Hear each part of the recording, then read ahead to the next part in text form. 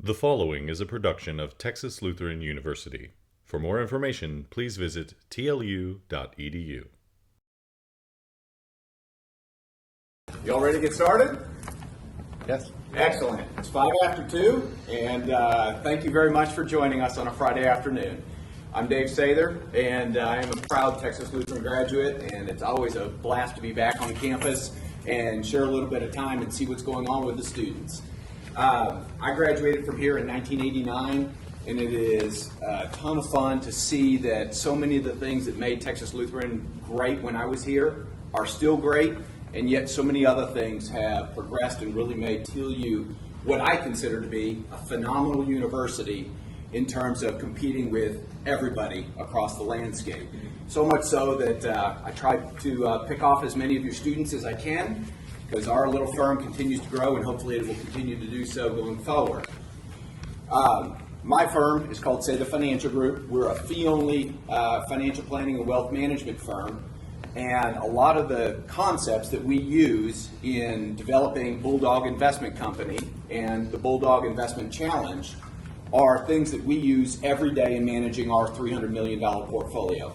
So it's not just something that is theoretical, it's something that we do day in and day out.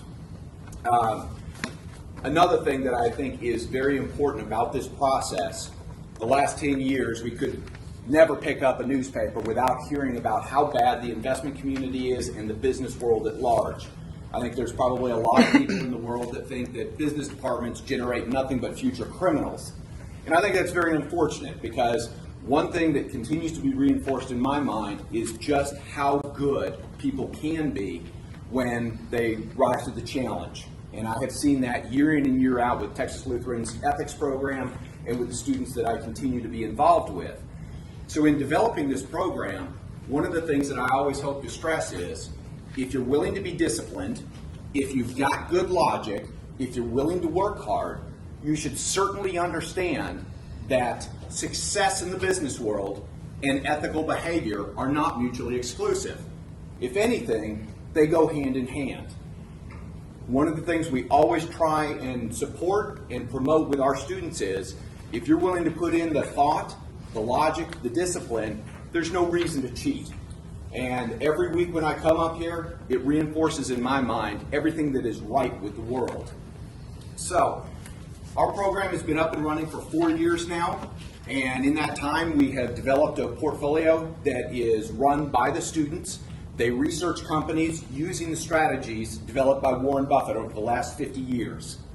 Warren Buffett, to me, has always been very much of a beacon of hope that there are people that do a very, very good job and are very honest with the way they do things. And those are a lot of the characteristics that we try and utilize in our program. Value investing, which Warren Buffett is best known for, is not hard, but yet it seems to be very difficult to put into play. I don't think that most of our students are ever going to go into the field of investment management, but every one of our students that leaves is going to know how to read and interpret financial statements.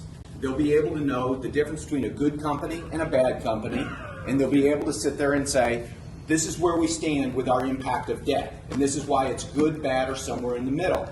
No matter what business they go into when they leave Texas Lutheran, they will be far better off, and they will be a tremendous advocate for the educational quality that they received here. So, the portfolio they manage with real dollars. They manage about $160,000. I think that the fact that it's not a simulation gives them a distinct advantage when they go out to interview with other folks. And today is an example of the end result of their research. We have competitions like this 3 times in the fall, 3 times in the spring. This time we decided to open it up to a much broader audience to showcase really what Texas Lutheran students really are all about. So we have a panel of judges today. Warren Udd, who has been my right hand at work for the last 12 years, certified financial planner. We have Andrew Nelson, Chief Financial Officer of Texas Lutheran University. We have Philip Bach, who is actually a student. By the time Phil graduates, Phil will have spent 3.5 years in Bulldog Investment Company. And then we have John Zarodka, who's not only a Bulldog Investment Company alum, but he also works for our firm now. And John dedicates every Friday afternoon to come up here and work with students, helping to educate them. So what's going to happen is we have two teams. Each team will have 45 minutes to present their company based upon the criteria associated with how Warren Buffett looks at a company. Then there's going to be 15 to 20 minutes of questions from the judges. The second team will get up there. After they're done, we will have a scoring. What's at risk today? The winner has $3,500 in scholarship money. The runner-up will get $1,500 in scholarship money. Hopefully this will gain some traction. Hopefully our first shot will be a very good start to something that could be long-lasting for Texas Lutheran. So that said, why don't I turn it over to our first team? I'll let y'all introduce yourselves.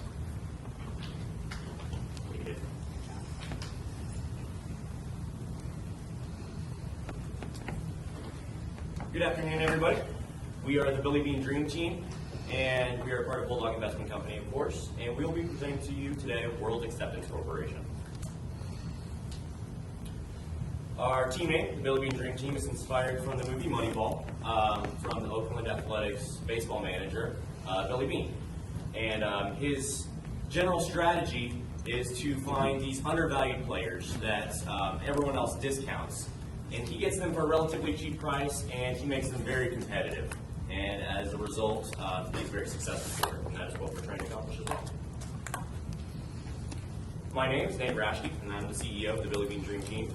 I'm a finance and marketing major. Hopefully I'll be graduating in May 2013. Things are looking good. I've been a member of BIG since the fall of 2011.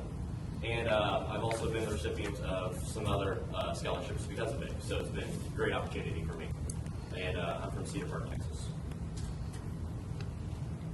My name is Ryan Griffiths. I'm a fifth-year senior international business and history double major.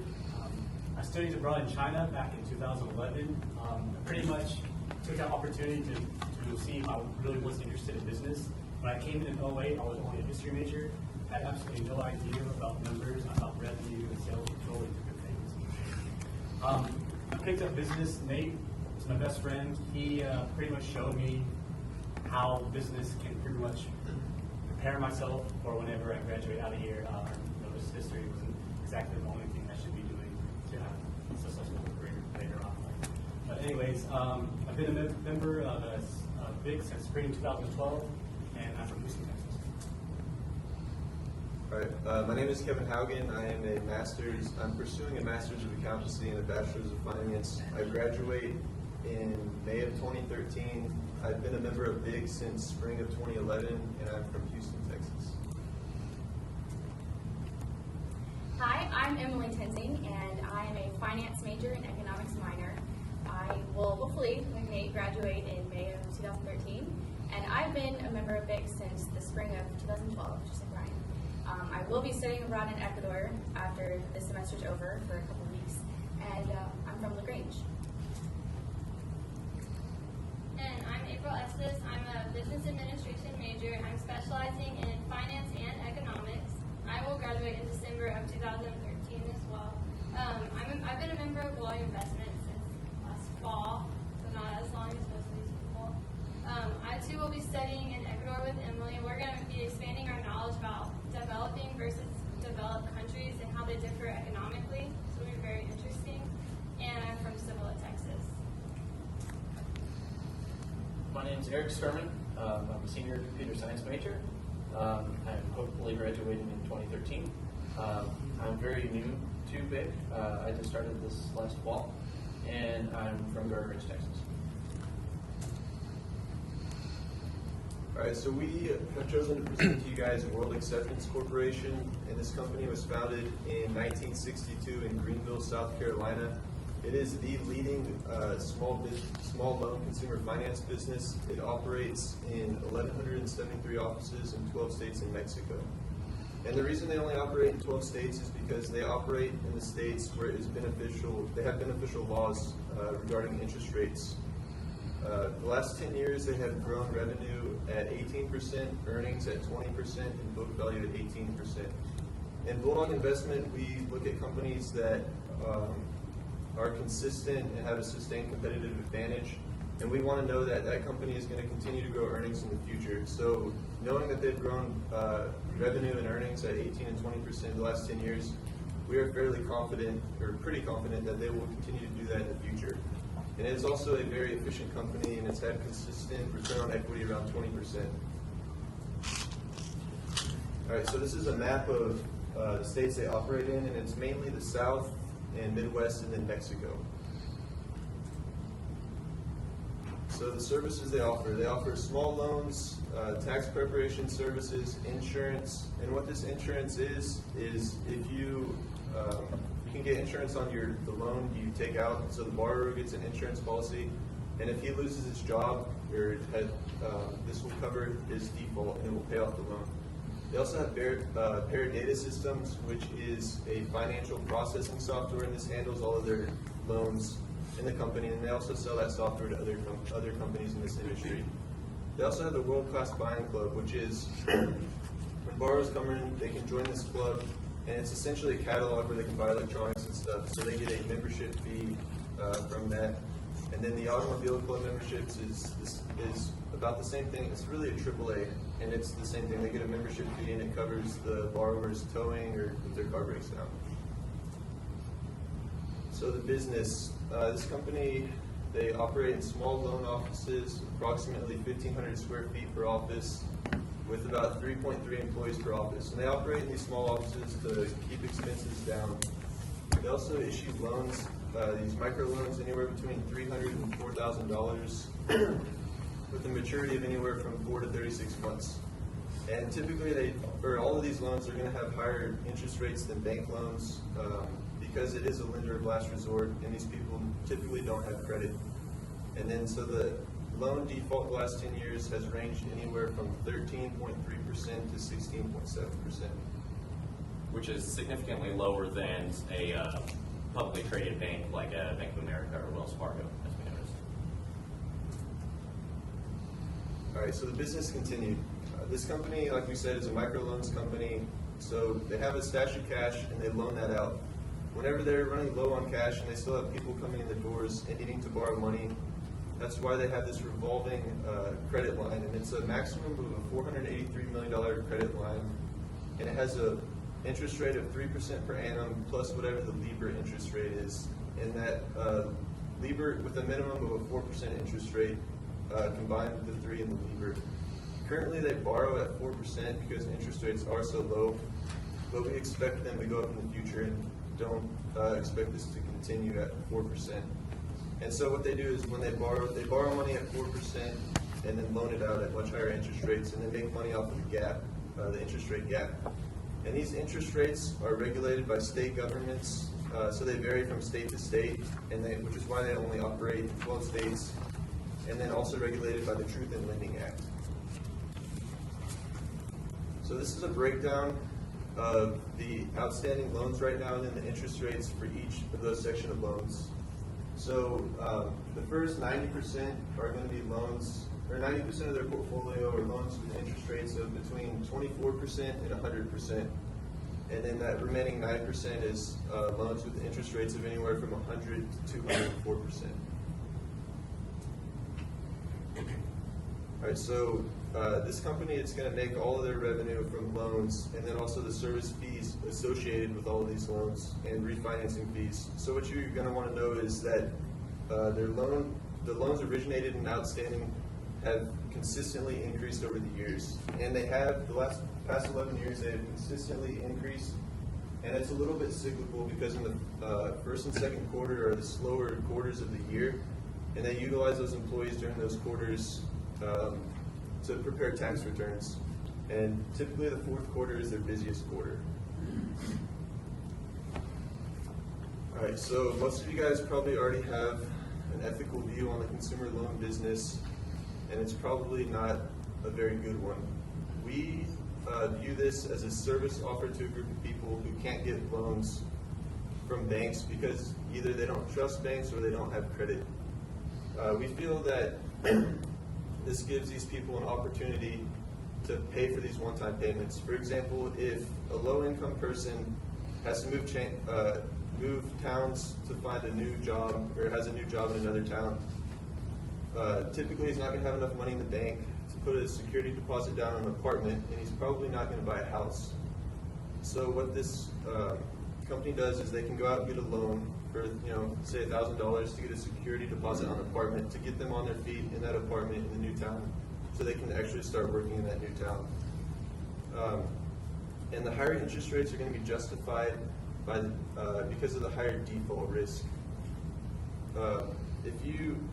This company is going to have about the same net profit margin, or it does have the same net profit margin as Bank of America and Wells Fargo. And if you just saw the interest rates, you're going to think that their profit margins are going to be a lot higher than a standard bank, but they're not, because of they lose more money on the higher default risk clients. And then also, World Acceptance, they're going to loan out money. They're going to loan out an amount of money that they know their customers are going to be able to repay. Unlike some other banks in the past who have loaned out money that they knew, or loaned out a larger sum of money than they knew that could be repaid by by the borrower, and they just sold those off. World Acceptance can't do this, and they're not going to. So in Bulldog Investment, we want to know that the company not only has good financial statements, but they have a sustained competitive advantage. And that's what we call the moat. This industry has high barriers to entry due to compliance issues. If you want to open a new office, you're going to have to go to the state government in that state and get a permission to open a new office, or get a license to open this new office. And also, banks typically do not enter this market because it's not worth their time to evaluate a customer's credit, for however long it takes, a week or so, to loan them $300. And then World also turns away half of all its applicants. So if you do go through the state government and you do get that permit to open a new office, the first people in your door are going to be the people that World Acceptance already turned away. People that they've already turned away, and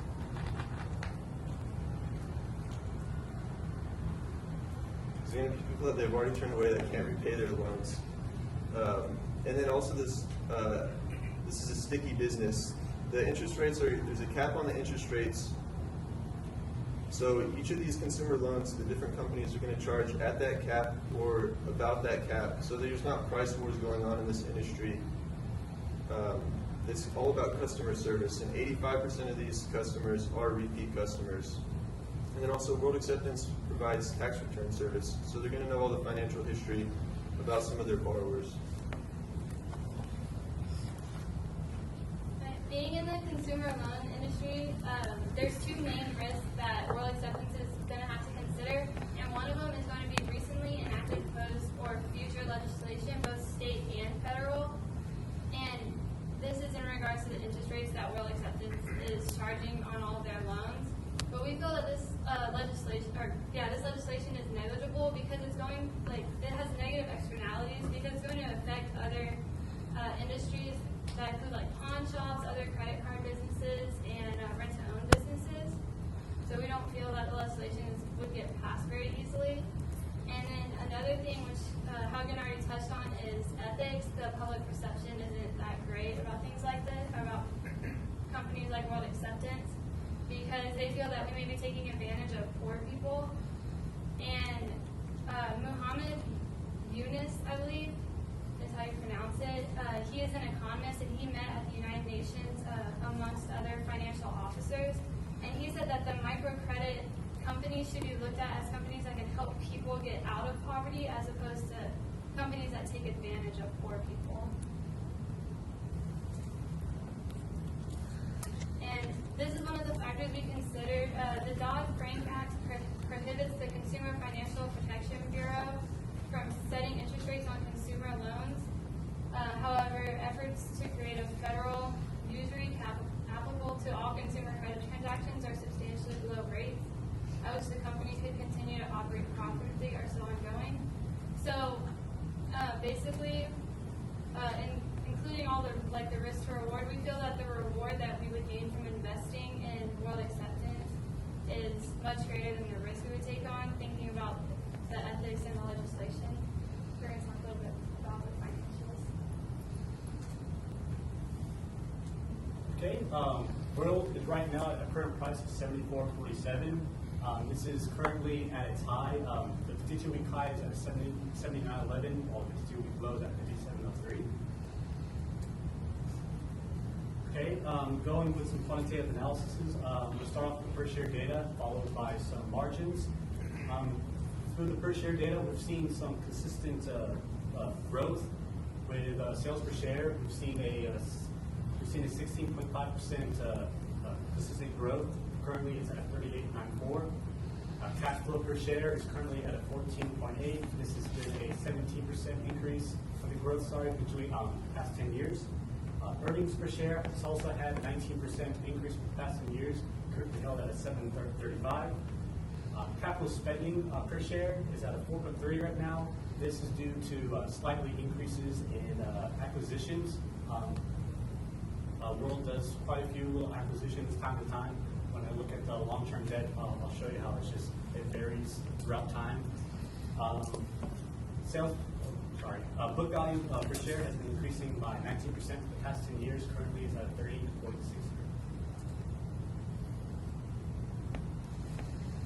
Revenues has been increasing by 13.7%.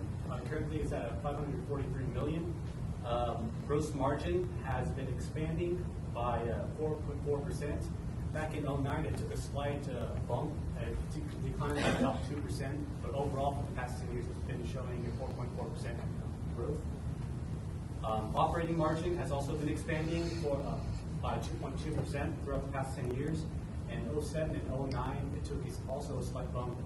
It declined by about 6.6%, but overall, for the past 10 years, it showed a consistent 2.2% growth.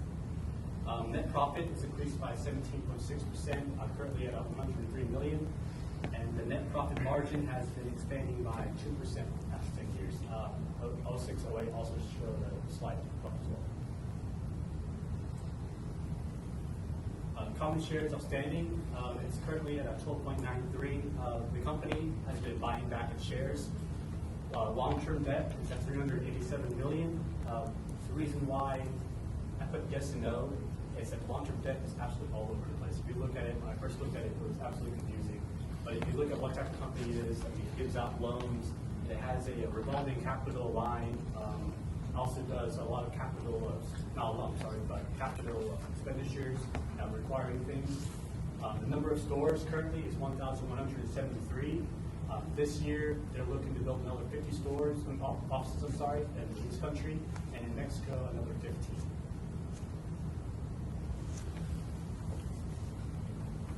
Okay. Is there President? Yes. They have a sustained capital competitive advantage. What does World do? They're a small loan consumer finance company specializing in the $300 to $4,000 range. Are they unionized? No, which is a good thing because there are no labor disputes then. Do they require heavy capital fusion? Also, no. Research and development, they're small, micro loans. There is no reason to research or develop anything. Are there chronic write-offs? No, there's no real blips in their accounting. Everything's pretty set. What are the insiders doing? Right now, the stock is at a historic high, and of course, they're selling. They don't want to make money. Will they raise prices to offset inflation? Yes, you're dealing with money, so the prices will change. Will they be able to sell more in the future? They already have a strong customer base, so of course these people, they keep coming back, and they will be able to keep giving loans. Could you develop a competitor with $1 billion?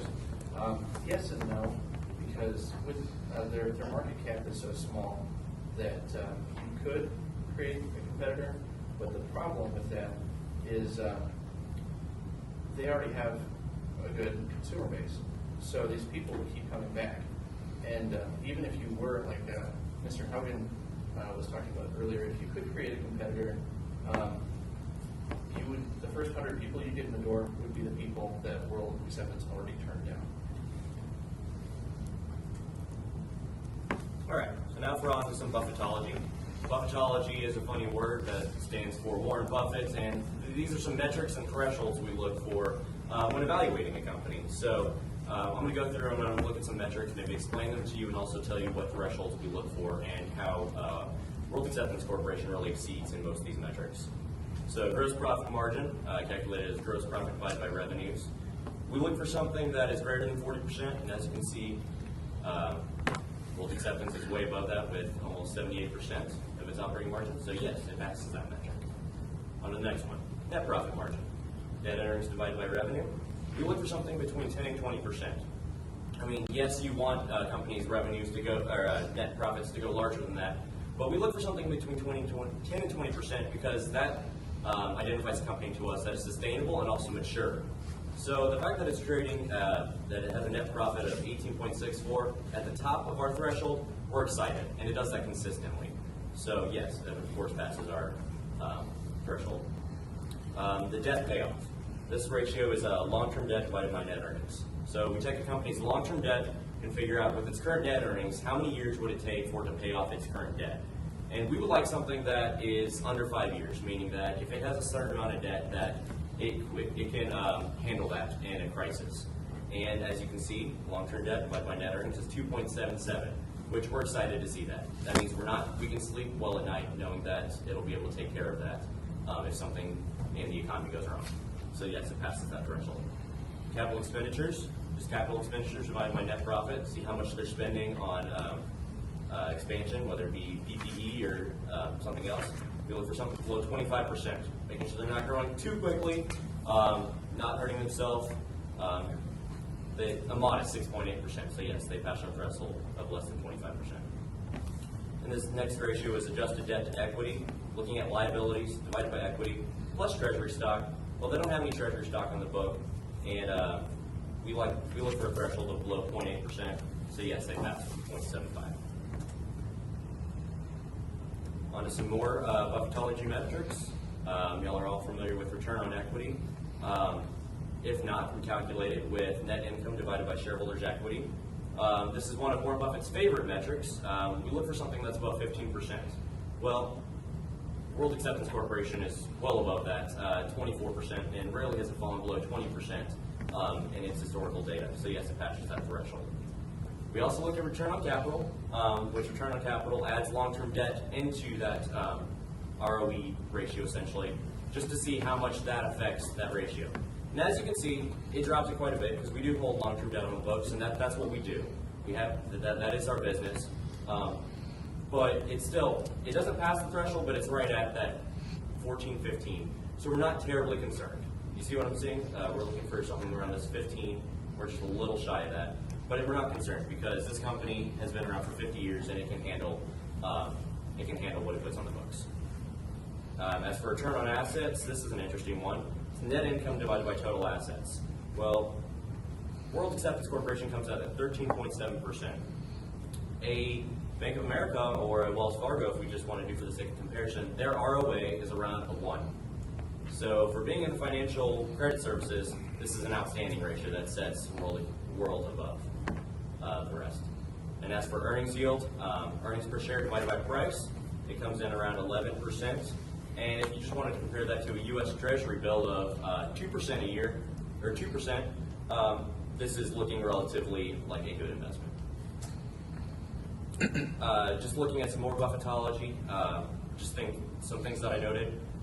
No preferred stocks on the books, no treasury stocks on the books.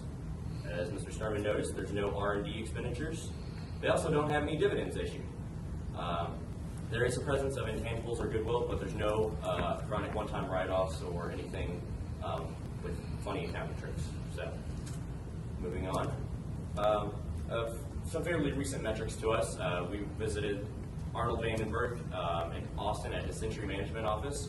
And these are some metrics that he uses, which evaluate price relative to earnings, as well as a few other things, just to evaluate if the company is undervalued or not.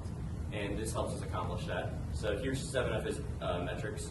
Price to earnings is right around a 10.1. And this chart to the right here is the PE for World Acceptance. And as you can see on the right-hand side, it is trading kind of towards its median of its PE. So we believe that to be fair value. And honestly, for the rest of these metrics, it follows a very similar trend, but the numbers will change, and I'll explain them as we get on. Price to tangible book. If the company were to liquidate, what shareholders could expect, what is currently on the books, what is owed to them. 2.5. Price to free cash flow. This is an important ratio. Free cash flow is a lot less easy to manipulate, like earnings, so we evaluate that as well. And a price to free cash flow as low as 4.9% is a good thing. A low ratio is a good thing, meaning that the price we pay for the free cash flow that the company earns can be reinvested in the form of dividends or expansion. That's good. A low number is a good thing, so we're excited about that. Price to sales, 1.91. Enterprise value, that adds debt to the market cap and supplants it of cash. Because the market cap doesn't include those values, so we like to evaluate the enterprise value instead. And that's sitting at a 2.67, and the EV to EBITDA is 8.47, and the enterprise value to EBIT is 8.89. And those being lower than the PE, the EBIT and the EBITDA, that indicates that this company is more undervalued than we expected because of its debt and its cash levels. So these are good things for us. Next, I'm going to talk about FinViz. This information is just from finviz.com. It just compares world acceptance to the other companies that are in Bulldog Investment's portfolio. And first is return on assets, which we've already talked a little bit about. It's about right in the middle. You usually, like Nate said, we like to see about 15%. And world acceptance is about 12 or 13. But compared to the other companies within the financial industry, like banks, their return on assets is about 1%, so world acceptance is doing very well. Second, return on equity, like Nate said, is also one of Warren Buffett's favorite, and he likes it to be above 15%, and world acceptance, as you can see, is at 25, right over 25%, and it's maintained about the 25% range for like the past 10 years consistently, which is staying above the 15% threshold. The price to earnings ratio, the PE ratio, Nate already touched on. Ours is one of the lower ones. Basically what this is saying is us as investors are willing to pay like $10 for $1 of earnings right now. And then the forward PE ratio, because it's getting lower, it's just showing that earnings are going to increase. So in the future we'll be willing to pay $8 for $1 of earnings. The price to earnings growth ratio, also known as the PEG ratio, we like to see it at 1 or lower. When it's below 1, it shows that the company is undervalued, and as Nate has said, through other ratios we've looked at, the world acceptance is undervalued, and this is just another ratio that kind of proves that point. And the earnings per share growth for this past year was 17%, which is just saying that per share, the investors are getting more. Like each year, it's increasing each year. The amount we'll get per share. I think it's something like that. The price of free cash flow, Nate also touched on a little bit. Compared to the others, ours is very low, which is good. It kind of shows that we're getting a good deal for world acceptance if we choose to invest in it. The net profit margin, ours is at 18%, and we like that to be between 10 and 20% for a mature company, and world acceptance is about 50 years old, so it's like getting to that mature stage, and it's held this 18% for about the past 10 years, so we feel it's going to be sustainable for the foreseeable future, and 18% is very good. And the only reason it looks lower than like Microsoft and other technology companies is because those might have less competitors, so their profit margin may seem higher. Okay, so we're going to look at some conscious investor reports, and what these do is we're using the past to predict the future. We're looking at the past 10 years and seeing a growth of earnings per share of right a little over 20%, and we can say this with a 98% confidence that this is very strong and consistent. And we plug in the PE ratio, or they use a PE ratio of 8.4, and we plug in our growth of 20.98% down at the bottom, and it gives us a 16% annualized rate of return, what we can expect at the bottom. And this is using the past 10 years of data. And then moving on, narrowing that down to 6 years of data, we can still come out with a over 20% growth with a very high confidence. And using that growth down in the box, we can still expect a higher, even 16.39% annualized rate of return. And moving on to even narrower, 3 years, using the past 3 years of data, we have over 21% growth, and still very high confidence with that. And using that growth, we come out to an even higher rate of return of 17.7%.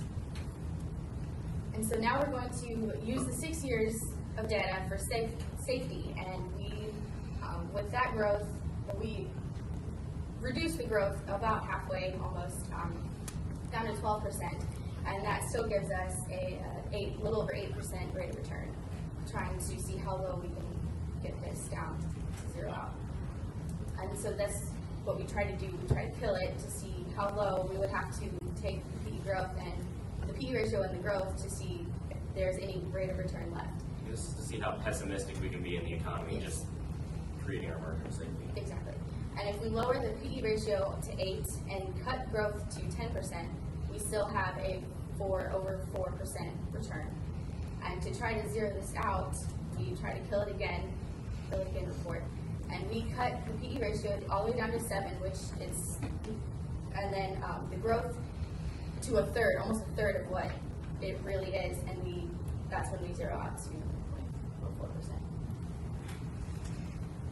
And moving on to the discounted cash flow calculation that we get from Guru Focus, it gives us a margin of safety, and this is all about giving an investor the flexibility with an investment to just in case things don't work out the way they want them to. So these are the metrics that we're going to use in our calculation, and this will show us, help show us this margin, the calculation of the margin of safety. And this shows the growth rate for the next 10 years. We're going to use 20%, which is the default. Guru Focus doesn't allow us to go any higher than that, even though we've seen with the past 3 year data that we have a 21% growth. When we calculate that, we have a fair value of $209 and a very large margin of safety of 64%. So if we lower it down a little bit more, this is 17.9%, which is the 10 years of the free cash flow growth in the past 10 years. And that calculates a fair value of 182 and a still very large margin of safety of 59%. If we lower that down to 15.2%, which is the 5-year free cash flow growth, we calculate a fair value of 152 and is still a very large margin of safety of 51%. And so then we cut growth in half. We use 10%, and that still gives us a fair value of over $100 and a decent margin of safety of 31%. We slow growth all the way down to 8%. A fair value gives us a fair value of 95 and a margin of safety of 27%, or 22%, sorry, 22. And so to zero this out, to get a 0% margin of safety, we have to cut growth all the way down to 4.1%, and that gives us a fair value of 74.41, which is right close to what it's trading. This is what it's trading at right now, about $74. And if it was to grow 4%, that is a fifth of what it's been growing for the past 10 years historically. So we can say that we have a very large margin of safety. A very large margin of safety, and we are very confident in this with this concept. So, first of all, we thank you for coming today. But as for a recommendation, we hope that you see that this is a very undervalued company. It's trading high right now, and we acknowledge that, but there's a very large intrinsic value, a very large value gap that we think that it would be good if we included this in our portfolio. So the Billy Bean Dream Team recommends a limit order of $74.50, and that concludes our presentation. Judges?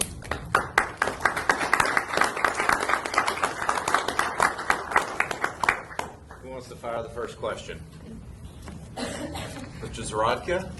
Sure, I'm good. So, you guys just finished telling us on your focus and also with Conscious Investor how much growth can decline, and basically we're still buying it at a fair value.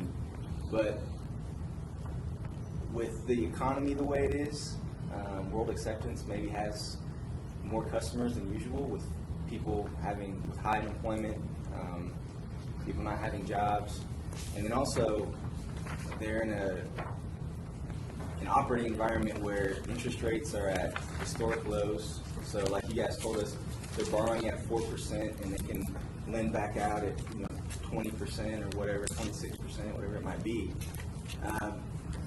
What do you guys feel would happen if and when interest rates rise, instead of looking at growth? Can interest rates rise and then kind of impact the company in a negative way on the net profit margins and things like that? Yeah, if the interest rates rise, of course it's going to shrink the profit margins a little bit. But if you go back, the reason we look at it historically is back in the 80s, interest rates were a lot higher than they are today. And this company still progressed, still increased earnings every year, and still had a very efficiently run company. Did I answer your question? No, that's fine. Mr. Bach? Y'all mentioned that long-term debt kind of fluctuated a lot in the past 10 years. What's happened to debt the past 4 years? Shut up. Shut up, and what's... Okay. Acquisitions of other loan offices, buying up competitors, Okay, and what's happened to the share buybacks in those past 4 years? also increased. Okay, so do you see where I'm going with this? You see where I'm going with this, kind of, with like, they're taking on more debt and they can buy back a lot more shares. So do you think, since interest rates are low, that they're taking on the debt so they can try and change like the financing of the company a little bit, since they can pay such a low interest rate on the debt they're taking on, buy back the shares? Well, are you talking about taking on debt from the credit line to buy back the shares? I mean, Or the debt the past 4 years has quadrupled, and they bought back almost 20% of the company over those past 4 years. So do you think they're buying back the shares, but securing the financing or getting the debt to buy back the shares at a lower interest rate, since we're in these lower interest rate periods, securing those at a lower interest rate? You see what I'm saying? Somewhat. yeah, I think they are doing that for sure. Okay, did y'all mention it in the presentation? I mean, I think that's what I saw. I don't know, they may be doing something completely different, but I thought that was kind of interesting. How they bought back 20% of the company in 4 years. That's kind of a large percentage to buy back. I would say so. But also take on a lot of debt Purchase plan to do it. Okay. Y'all can go. Let's get into that one.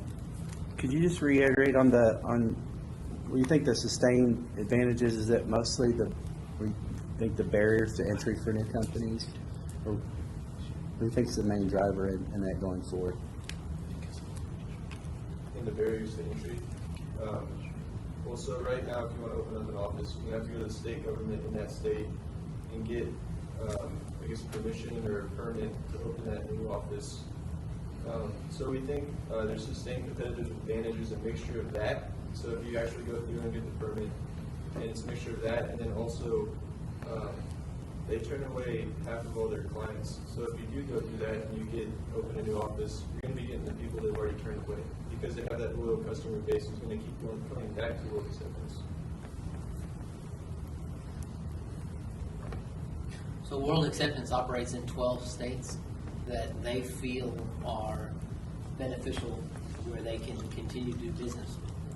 So they've grown at 18% a year, right? Where is their growth going to come from in the future?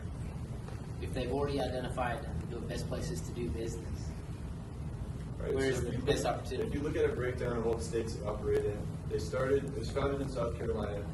If you look at I guess, the communities they have these offices in, they have almost double the offices in those communities as they do in the other states. So there's still room to expand in the other states outside of South Carolina. And then they're also planning on opening more offices in Mexico. So you guys recognize this is a finance company, and you did a fine job at analyzing their long-term debt, but yet they have a massive revolving line of credit. Do you think that it is a smart decision to evaluate this company and just look at the stated long-term debt, or do you really think that you need to recapture the short-term revolving line of credit and assess it all as one pool when you're talking about the risk of the company to the next type of economic calamity or crisis?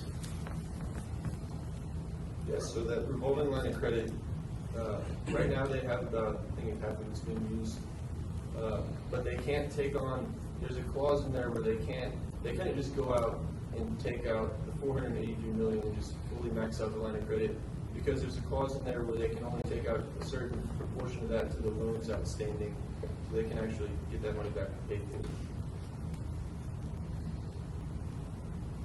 Okay.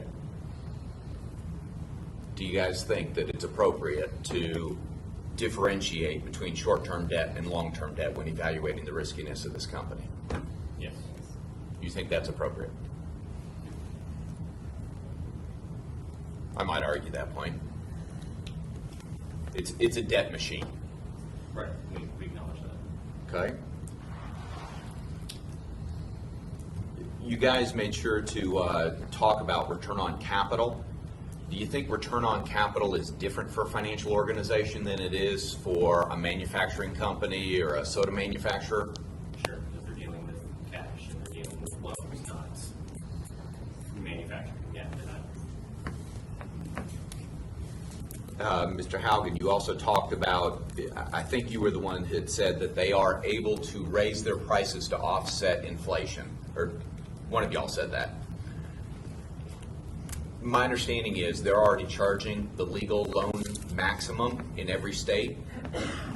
How can they increase prices to offset inflation?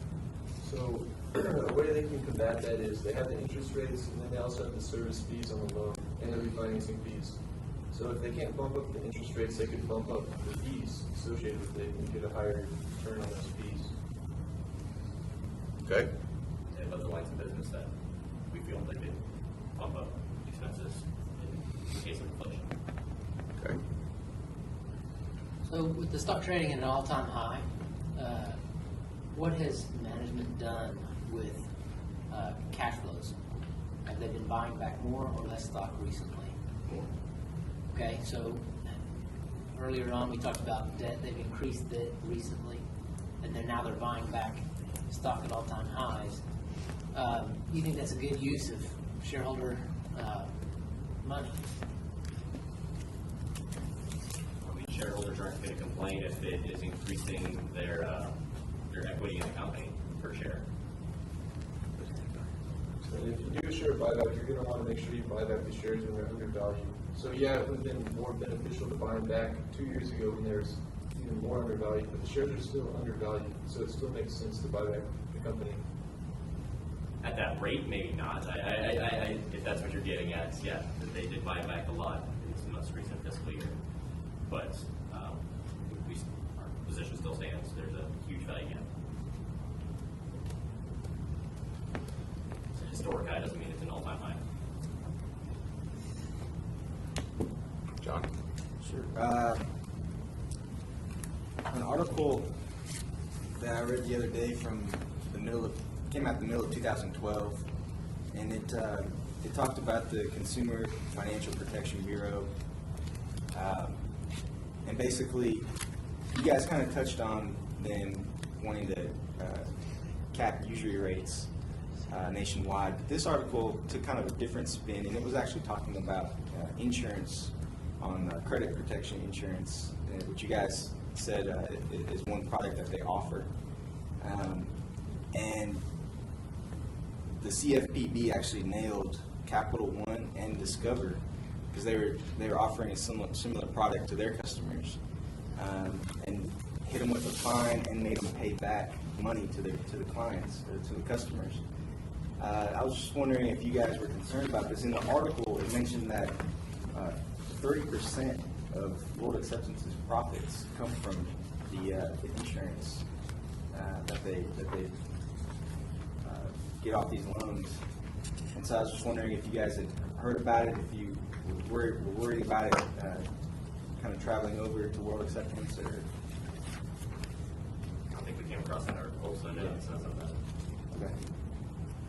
And did you, on that 30% net income generated from that insurance, was that from that article? Yeah, it just mentioned it in the article. It said that 14% of revenue and roughly an estimated 30% of profit comes from the credit insurance from 2011, I think is where they pulled the numbers from. So Okay, I thought you meant 30% of revenue. I was going to say, I don't think it's more like 8, or they had got $8 million out of it. Okay. Out of their 500 million offer for revenue. Okay. So you think in 2012 that business actually went down and they're still able to, increase net income? Or you think the article? I mean, I can't say for sure, but I think so. Okay. I think if this was a company that we were to put in our portfolio, we would have to evaluate it a little more frequently, just with the sake of legislation. Because historically, this business is very successful, and that's what we're presenting to you. But we have to do an extra leg of research, we think, after putting this into our portfolio, just to assess if something occurs. It's just being mindful investors, because we're still applying the value investing approach, but at the same time, legislation doesn't always go with what investors want. So we have to, if something comes up, we need to be aware of it and adjust our position accordingly. So rolling with that idea, do you think, with the legislation kind of hanging over it, or with the Obama administration kind of coming out publicly and saying,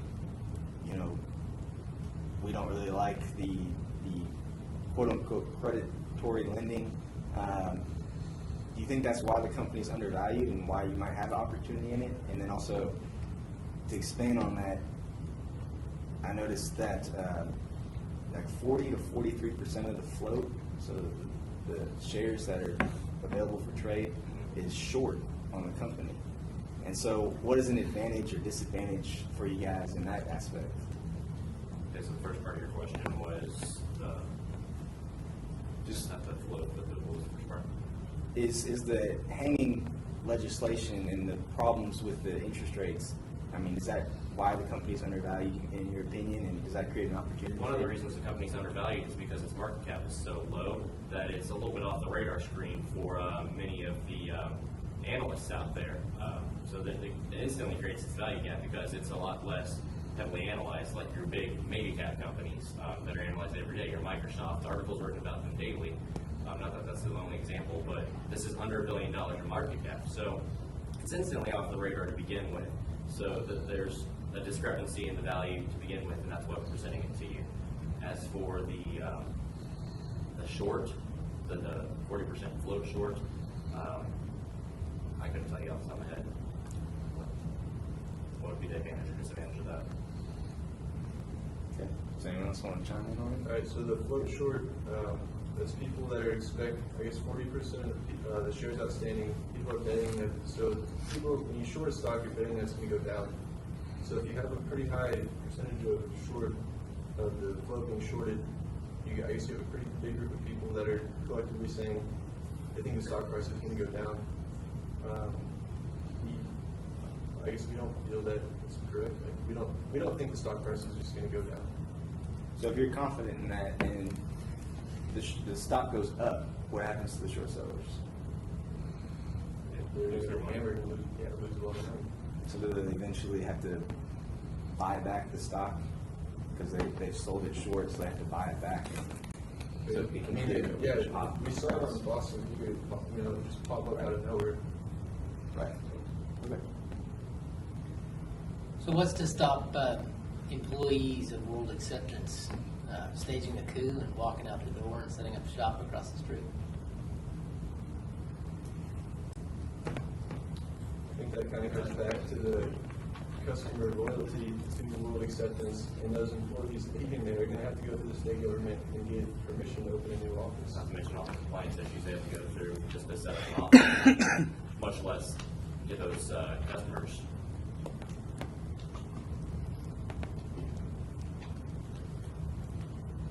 Phil, Andrew? So when you guys did your discounted cash flow analysis, you excluded $30 in tangible book value. Why, and what is the impact of that?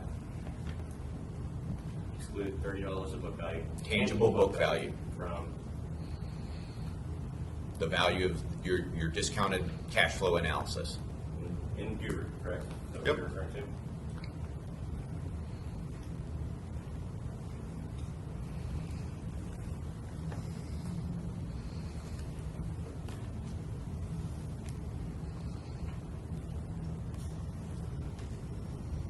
Well, if you're going to, what Guru does on the DCF is it doesn't include it doesn't add back in the tangible book value.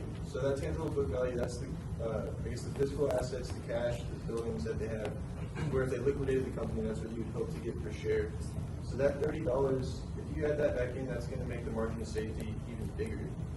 So it's taking a conservative approach, not including that in the cost or in the price. With discounted cash flow, we're trying to be as pessimistic as possible, so we're going to take that out of the equation to better. Right. It's easy to get optimistic about an investment. Even taking that out, we presented to you a very large margin of safety. Okay. I believe you made the statement, and feel free to correct me if I'm wrong, that World Acceptance has somewhere between 13.3 and 16.7% loan write-offs. Yes. And then you made a corollary statement that said that that is similar to the amount of loans written off on an annual basis or average basis by a Bank of America or a Wells Fargo. No, I did not say that. Okay.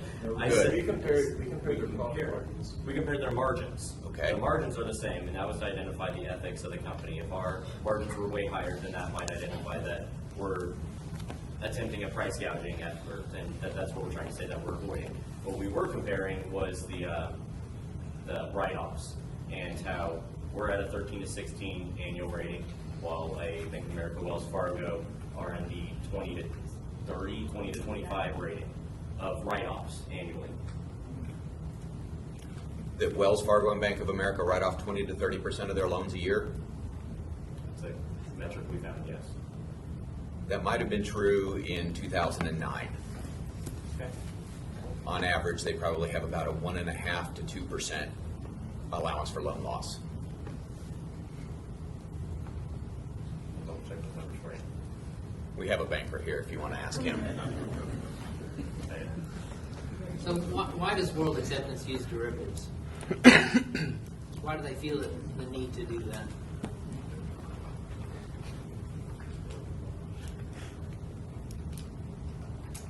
What kind of derivatives? Figure out what type of derivatives they use. I think I give you the answer. What kind of derivatives do they use and why? It's either interest rate derivatives. So That's where they make their money off interest rate gaps. That's where you're going. No, okay, all right. it is. I mean, they're doing it today. Alright, so if you're going to use derivatives on the interest rate swap, what you're hoping to do is hedge the risk that interest rates going to go up. So you can keep interest rates level throughout, I guess, multiple years, and you can continue to, so you know what that gap's going to be, and you can forecast your expenses for that gap.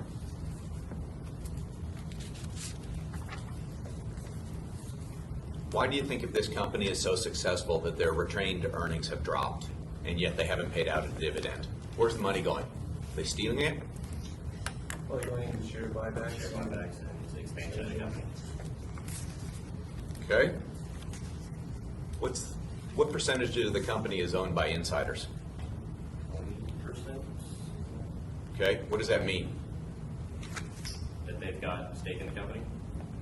You'd hope so. You would hope so, that they would make smart management decisions because they own it. Okay. Well, it said 75% of their compensation was with the stock price. So, yeah, the 20% ownership is definitely, Things are going to perform. yeah, must perform better. Exceed expectations. Selling this about $1 million a year. People report as well. Do you guys think they should be paying a dividend? With as successful as the company has been, and I think they owe it to their shareholders to continue growing the company consistently. That's what's getting the most bang for their buck. Yes, they've been around for a long time, but they're still a small market cap company, and I think shareholders would rather see the company to grow than to have a nominal dividend. What's the most tax efficient usage of profits of the company? Buying back stock or dividends? Buyback stock. Yeah, dividends you have to pay a tax on. Okay. Where is most of their growth coming from at this point? Mexico. How are they getting it? I'm interested in where they're going in the future and how things are going in general. You know, so are they getting most of their growth externally from acquisitions? Is it their existing clients that are helping them grow? How is that? Yeah, they do really like to acquire other consumer-owned businesses. And then, like what I touched on earlier was, or in terms of expansion, besides South Carolina, or comparing other states to South Carolina that they operate in, they still have, South Carolina has twice as many offices as the other states, and they still have room to grow there and either buy other offices or make new ones.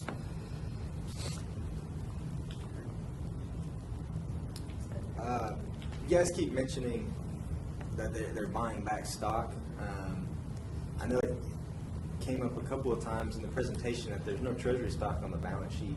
If they're buying back stock, how is there no treasury stock on the balance sheet? They're retiring it.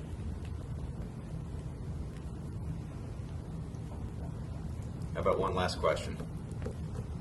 Phil, Andrew? Should y'all consider, I mean, this is more of just a presentation observation, but when y'all talked about the valuation ratios, y'all are like, oh, they have a PE of 10. Like, I think it would have been good if you compared it to like a bank and like maybe a credit card company there. That would have been cool to see, what it looks like for a similar business. Especially for your audience that's not used to seeing your presentations.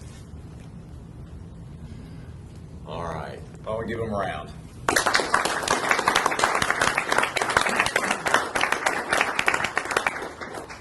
We'll take a 5-minute break, let the other group get set up, go get yourself a drink or cookies in the back, whatever you need to do, and then we'll hear from our next fearless group.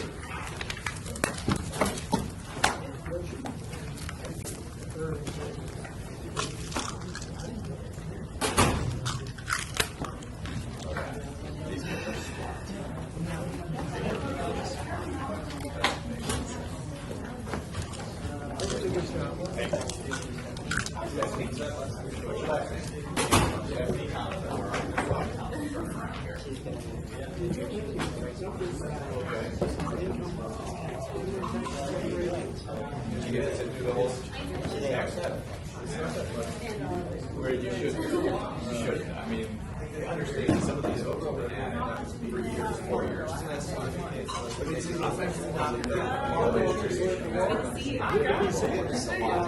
Where I see their expansion, they're making a mistake when they need more instead of expanding tax return, things like that. They've already got these offices. They're not utilizing their overhead.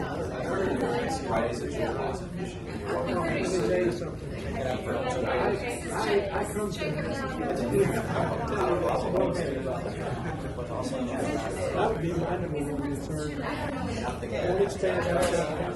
You're going to have to deal with the consumer. Otherwise, it's going to be a real challenge. Thankfully, I'm selling something. It used to be You know, I think they all walk away from this. You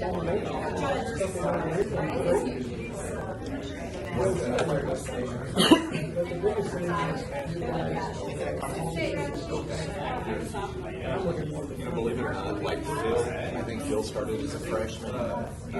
Like my family members, like you know, Phil Delmer, my little brother Chris, he was one of the founders, and they started that as their freshman year.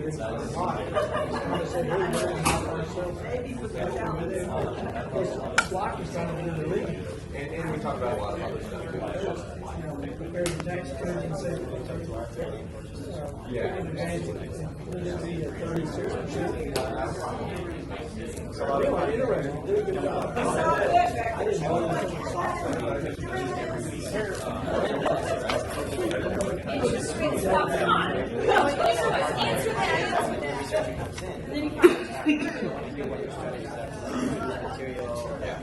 Well, you didn't look back to the operation.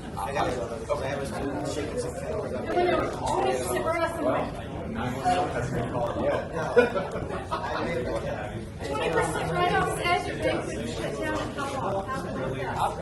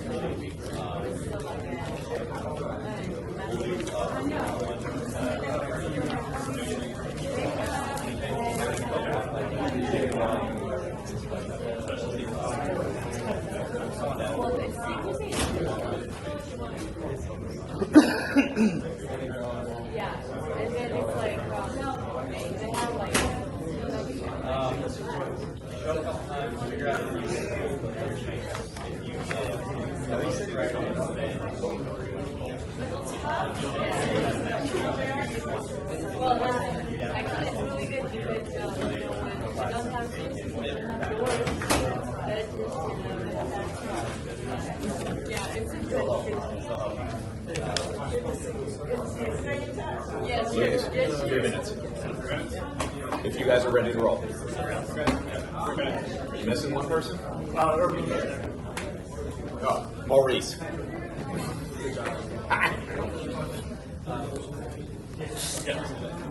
Today, on the Vandenberg metrics, they have guidelines that you look at, right? Yes.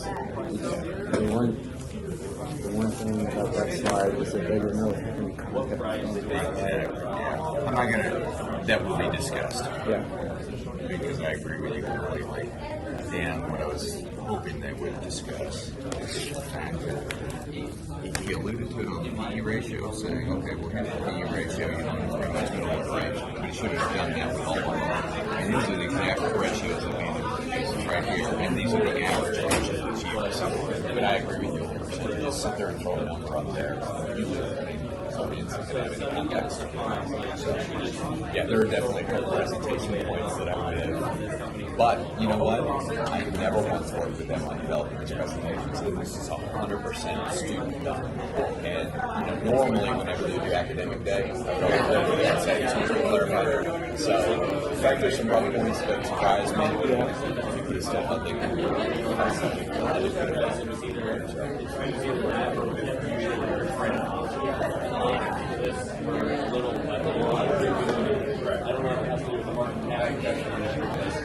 So we just decided to do a straight up because we see this.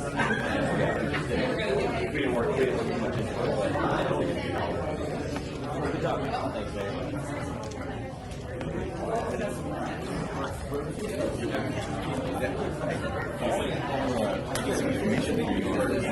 Okay.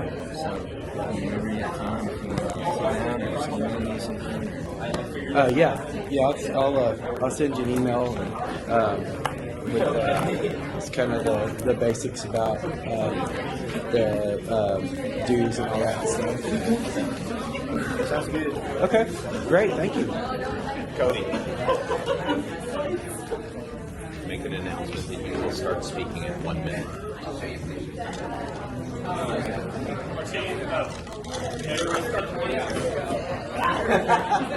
Wow. We'll be starting your presentation in 1 minute. Again. Ladies and gentlemen. Ladies and gentlemen, okay. We'll be speaking in 1 minute. Thank you. All right.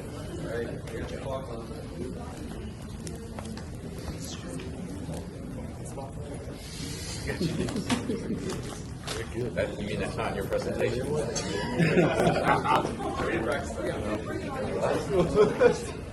I just know otherwise you're going to be wandering in and out.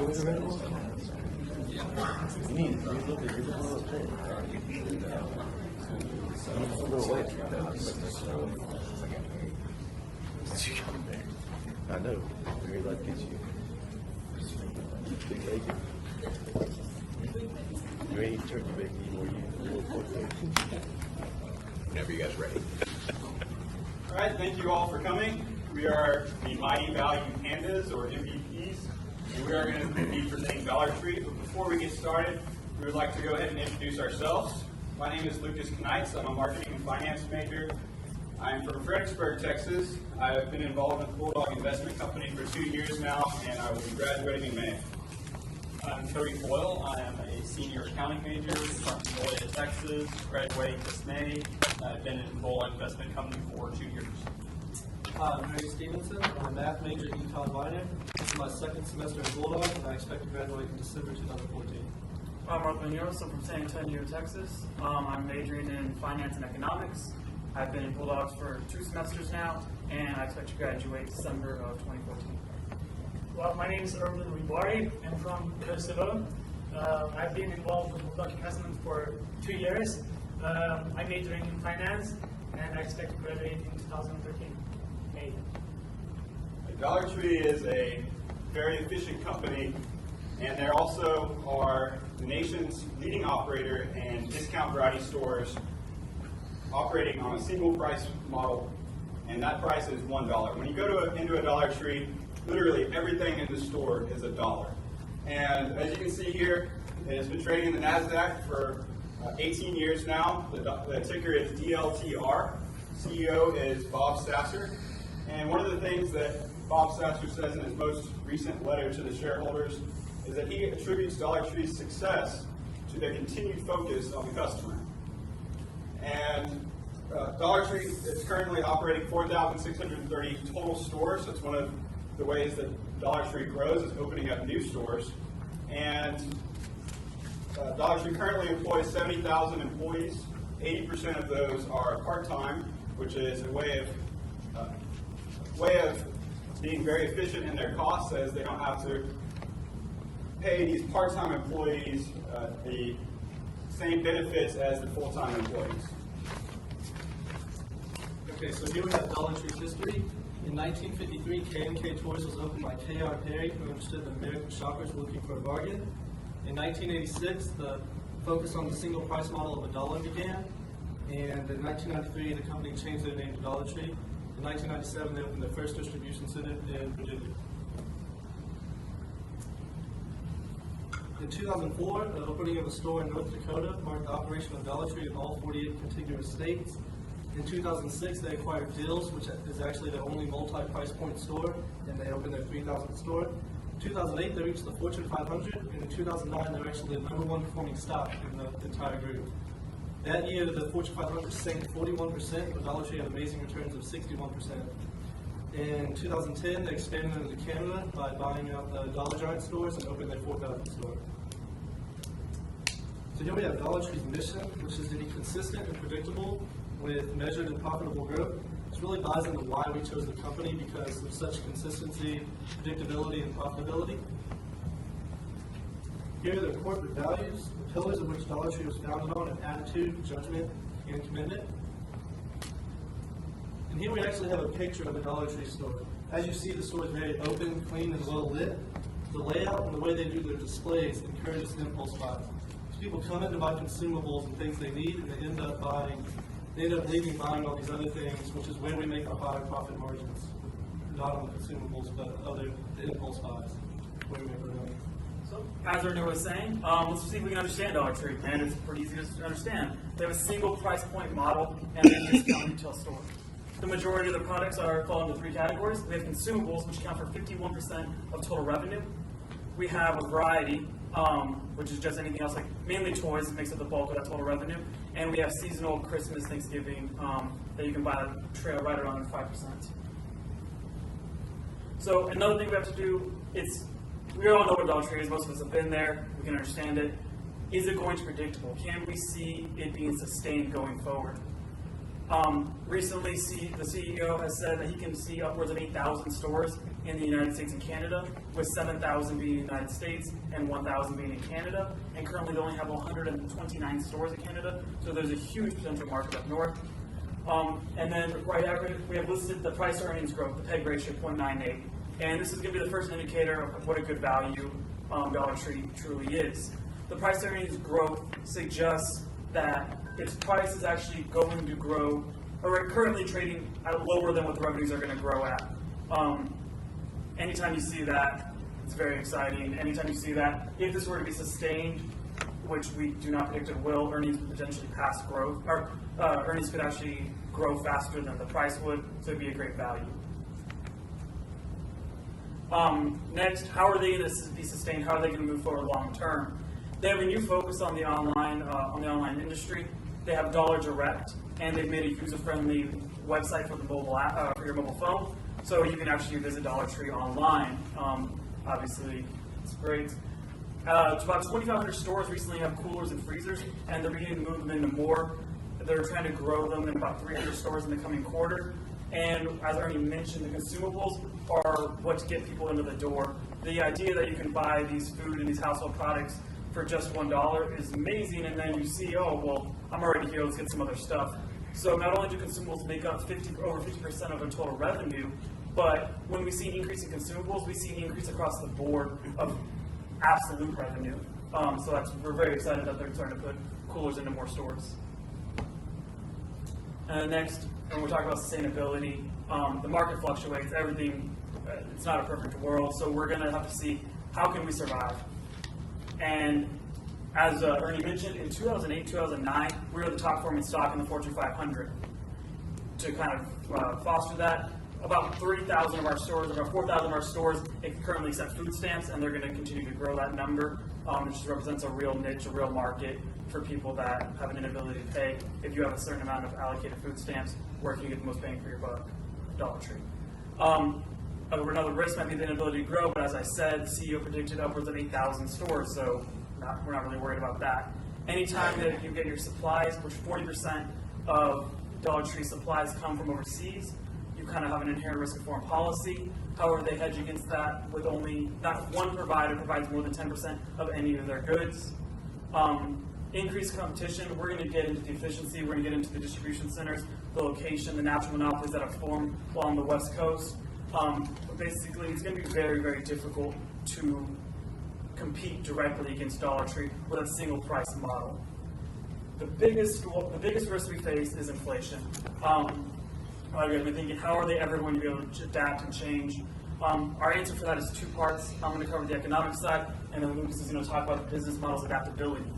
As far as the business side, we can conceptually see that total revenue is equal to quantity times price. Our price is set at $1. So our total revenue is directly proportional to our quantity sold. If and when inflation occurs, we're going to see a decrease in real income in the average household. So they're going to look, where can I get the best value? So even though this inflation may occur, we expect total quantity sold to offset the price difference of real money. So there we go. And as Arthur mentioned, there's also some flexibility within the business model. Even though Dollar Tree is the nation's leading retailer in the single price model for discount stores, they also have, since 2006, opened up these deal stores. And these stores are actually have multiple price points and are still able to use the same logistics and distribution, which I'll talk about more in a minute, as Dollar Tree. And so they still have very high margins and have actually been a segment of the business that the CEO and management is perceiving to be strong in the future as well. All right, so what is Dollar Tree's moat or sustained competitive advantage? I mentioned earlier that they're highly efficient, and what I mean by this is that Dollar Tree is, as I said, grows by opening up new stores, but these stores have also become more and more productive.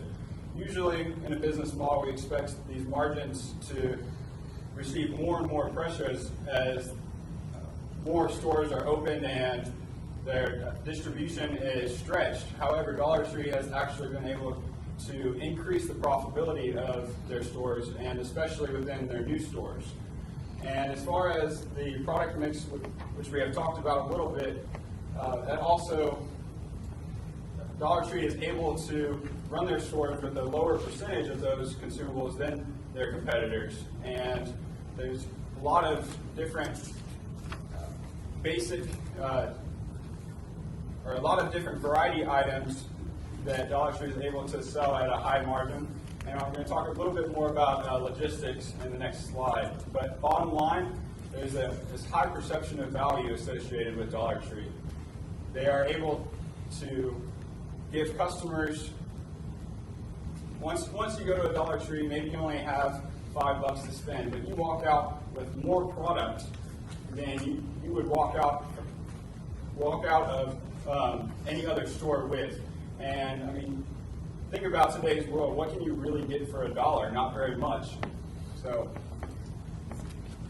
logistically, all of these tasks before Dollar Tree employed their new logistics system, which is actually called Power TMS, and that TMS stands for Transportation Management System. All these tasks had to be performed manually, and not only does that mean more labor, but it's also, there's a lot of room for error within all these processes as they are very complicated. And it might seem easy to manage a dollar store, but really to pick which distribution center to ship what product to what store is a big logistical problem unless you have a system in place like Power TMS, which is a web-native system, so that everybody can access it, all of the management team can access it, and that's a very strong advantage for them. So some of the performance increases that we've seen are these reduced transportation costs. A side note, we mentioned derivatives a little bit in the previous presentation, and Dollar Tree is actually also able to hedge some of the increases in fuel prices through derivative contracts. And then, without getting into too much detail, the CEO has said that for an increase in diesel fuel, increase of $1, Dollar Tree only realizes 5 cents, a 5-cent increase on their cost for that transportation.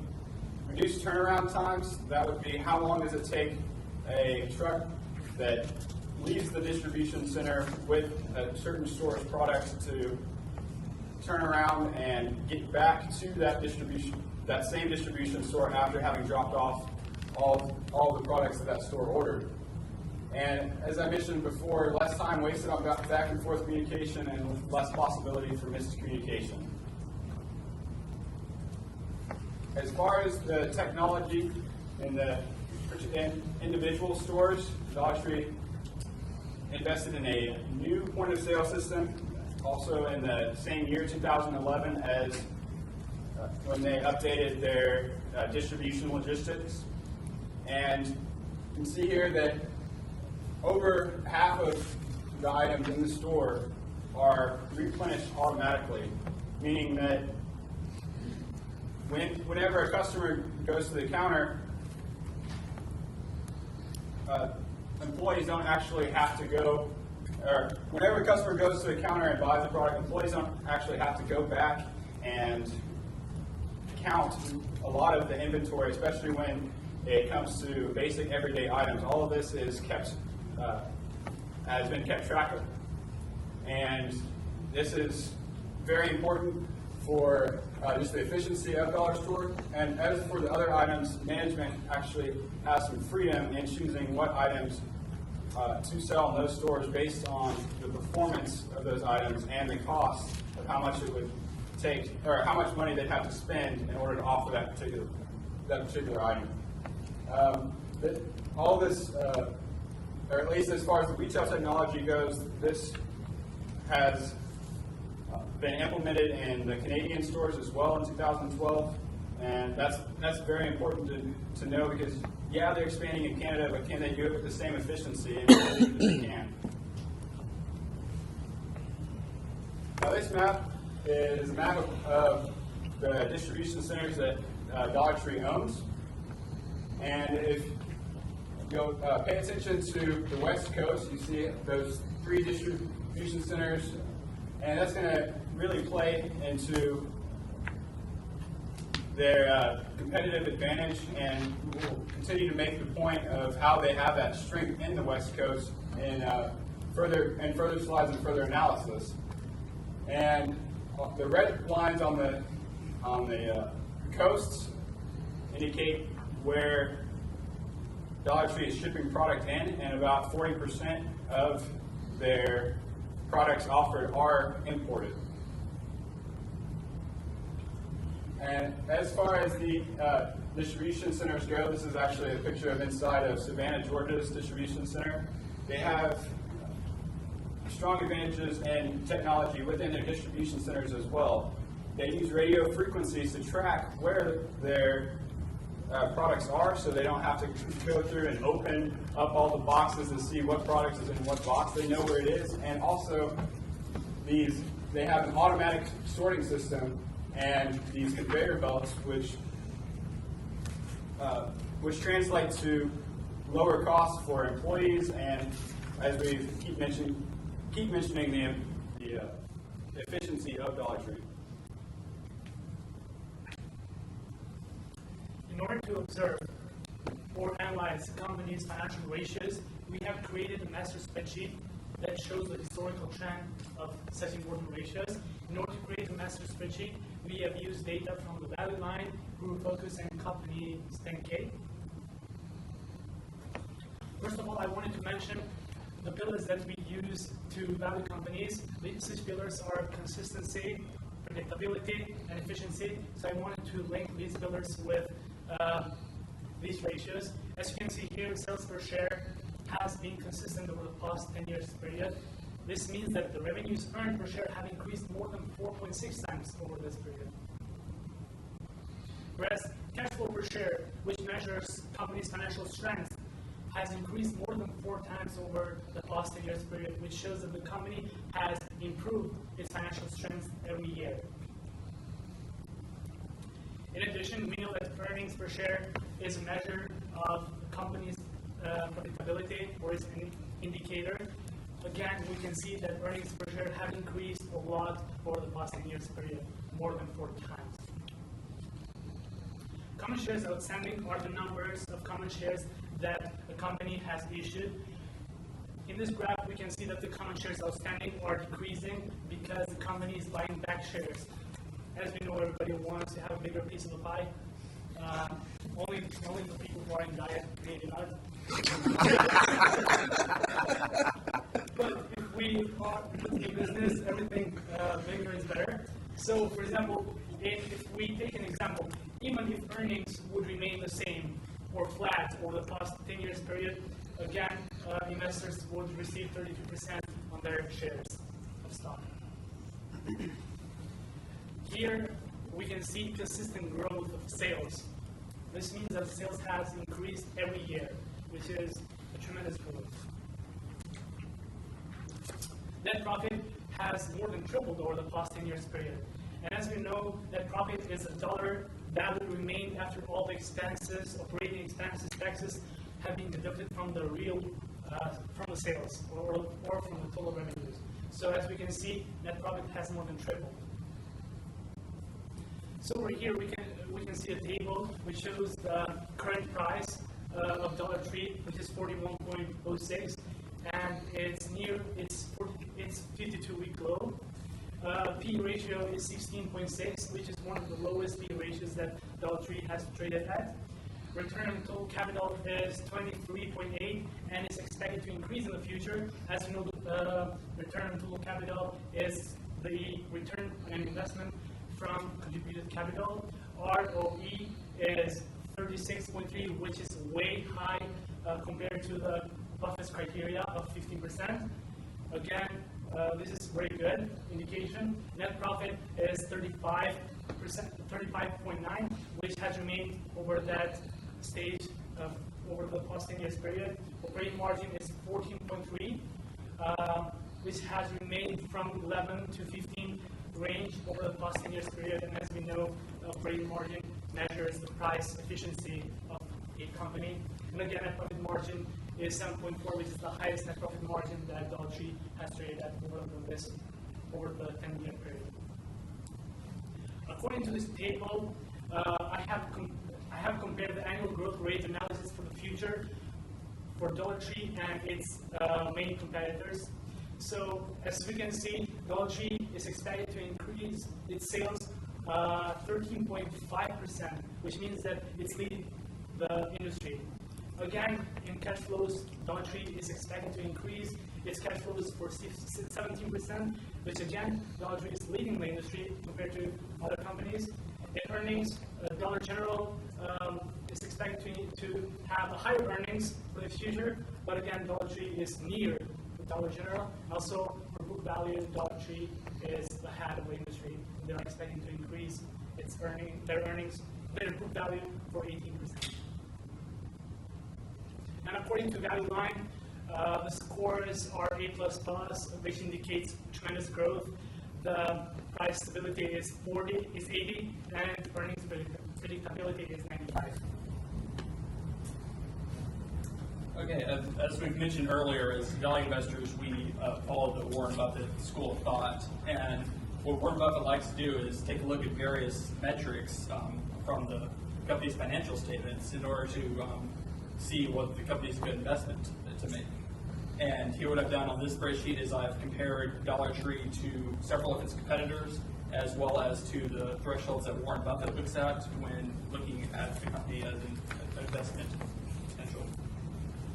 First, we have the return on equity, which is actually one of Warren Buffett's favorite ratios because it compares the company's net return to the share of equity that it has.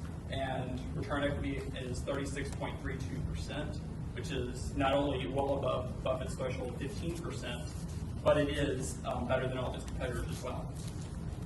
And return on capital is similar to the return on equity ratio, except that it adds in long-term debt.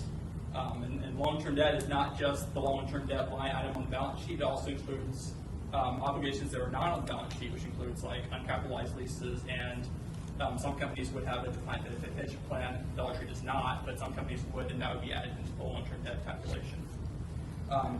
Using that metric, we find that Buffett's the Dollar Tree's return on capital is 23.85%, which is again above Buffett's threshold 15%, and is better than its competitors. And return on assets is the next ratio, which is similar ratio, just comparing return to to assets, and it's 20.97, which is, again, better than all of its competitors.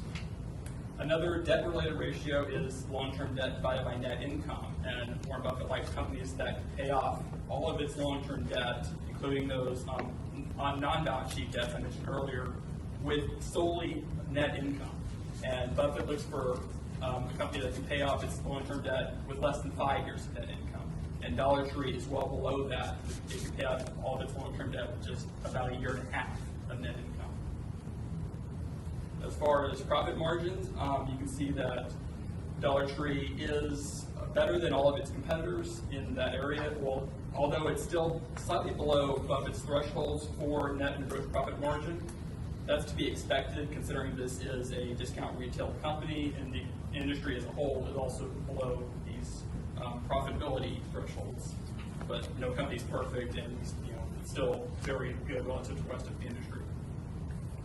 Another debt-related ratio is, well, we have the current ratio. It's 2.1, which is more than double Buffett's threshold of 1, as well as the debt-to-equity ratio. Buffett wants this to be under 0.8, and Dollar Tree's is 0.73. And finally, the free cash flow yield is at the bottom, which shows how much free cash flow the company is generating relative to its stock price, and Dollar Tree is very good at 6.94%. And now we go to the constant investor reports, which you've seen these earlier, but they they examine companies' past 3, 6, and 10-year growth rates and try to project a return based on that. And we look at these to try to build in a margin of safety and look at the possible worst-case scenarios for our investment. So we'll start by looking at the 3-year setting. And we see that it's grown at 30% earnings growth over the last 3 years, and sales growth of about 20%. And the stability rating, which shows how consistent that growth in earnings or sales has been, is right at 100%, which is incredibly consistent. And based on those calculations, we get a projected return of 33% per year. Now, moving on to 6 years, we see that earnings have grown at 28% over the last 6 years, and sales have grown at 16%, with stability ratings well above 90%. And that gives us a projected return of about 31%. Now, the 10-year default, which is a better long-term indicator of growth and potential for future growth, we see that sales and earnings have both grown by about 17% over the last 10 years, with stability ratings still very high. And based on those numbers, we are projecting a return of 20% per year. Now, the next 3 slides are going to take those numbers and try to reduce the future potential for earnings growth as well as the future PE ratio to try to build a margin of safety and see how low we can take the company and still get some return or break even on the investment. And here we have first reduced earnings to 13.81%, which is about a 50% drop in earnings. And the PE ratio has been taken down from its current of about 16 down to 13, which is a 17% drop. And we still are projecting a return of 10.45% per year. And now we're going to further reduce earnings growth and PE ratio. And we have now reduced earnings to 10%, which is a 60% drop in earnings.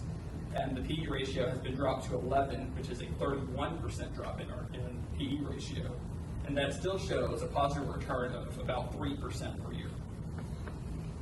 So one more time, we're going to further reduce these metrics. We have taken the PE down from 16 to 10, which is a 40% decline, and earnings growth from 28 down to 9, which is almost a 70% decline. And that is where our break-even point is, where we have no return on our investment. And we ask ourselves, how likely is this to occur? How likely are we to get back into this worst-case scenario? Well, Dollar Tree's 10-year low PE is 9.2, which was set in the heart of the 2008 recession. So if we were to go back there, we know that we will at least break even on our investment. And that builds in that margin of safety, that downside protection on our investment. The discounted cash flow model and Guru Focus is a way of looking at a margin of safety. Instead of projecting future returns, what it does is it tries to calculate a fair value for stock, what would be a fair value paid for it. And what we've done first is we've taken the 10-year earnings growth of 17.7%, and using that, we get a calculated fair value of $61 per share with a margin of safety of 33%. What that 33% means is that the current price of 41 is 33% below the fair value. And now, in this slide, we've used the 10-year revenue growth, which cuts that projection from 17.7 down to 16.5. And using that, we calculate a fair value of $56 per share with a margin of safety of 27%. And then now we're looking at the break even again, and that would occur with a growth of 11.7%. And that would give us the fair value, which is the current value of the stock, of $41 and a zero margin of safety. Now we're looking at a trend analysis for the margins without redefining net margin as we have already defined it. We're looking first at operating margin. Now these two ratios are pretty similar, other than that operating margin does not have the cost of debt, how much interest Dollar Tree has to pay calculated in, or taxes calculated in. And since even though Dollar Tree does not use very much leverage, they're still seeing an operating margin higher than their competitors, and that trend has actually been increasing year over year. In terms of net margin, you see a similar story, and with higher net margins than the competitors and an increasing trend. Now we're going to talk about a couple articles. The first comes from Motley Fool, and that was called Most Bang for Your Buck. Not only do we think Dollar Tree is a good buy right now, but so does the analyst at Motley Fool. And this is looking at both sales growth and sales per square foot. And you see that Dollar Tree is not leading in sales per square foot. However, if you calculate in their advantage and their efficiency as far as net income goes, net income per square foot, Dollar Tree would actually be leading at $13.50 of income per square foot, whereas Dollar General would come in second at just over $11, and Family Dollar would come in last under $7. And these ratios are looking at, first off, you can see the share repurchases, as we've talked about before, and everyone explained to you how these are beneficial to an investor. But also, it's important to note that Dollar Tree has been funding a lot of their expansion, their share repurchases with cash, and that this is a big reason. This is a level of safety that is built into Dollar Tree's business model. If tomorrow Dollar Tree's creditors want their money, they already have 84% of that money in cash right away. They don't have to do any kind of other accounting gimmicks or sell anything off in order to pay for that. And as you can see, based on its competitors, Dollar Tree is also valued very, very competitively, and as we've highlighted before, has under 1 price to earnings growth. So, and this analyst had kind of totaled all of these into points, and you can see that Dollar Tree was the best buy out of the other two Dollar Tree or dollar store competitors. All right. This next article is from Seeking Alpha, and it is titled "Betting on Underemployment." This article was published at the end of 2012, last month, and This is a map of store locations for Dollar General, and you can see how heavily concentrated Dollar General is in the north, and also that there's a lot of stores concentrated around big cities like Houston, New York. Family Dollar is a similar story, but they have more found their niche in the urban areas. Looking again at the northern area, they have most of their stores up there where there's population density is not as high. Now, Dollar Tree, I know it looks like they have a lot more stores, but actually it's just because they have found areas geographically where they can be profitable, and they're not restricted necessarily by a certain population or having to sell just in metropolitan areas or rural areas or urban areas, but they've really built a model that is efficient in servicing all of these different geographic regions.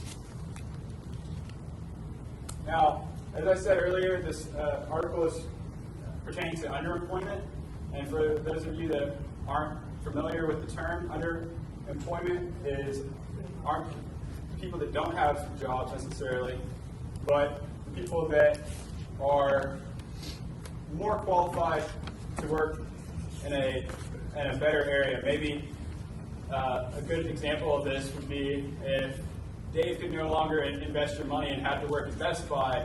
Well, he's much more qualified than working at Best Buy, and so he would be considered underemployed. And why this is important is that these people don't necessarily have as much money to spend on their basic needs, their groceries, all these different things, and so they're more likely to shop at a Dollar Tree. And you can see that based on both their distribution and where their stores are, that they have positioned themselves well to service these people that are underemployed.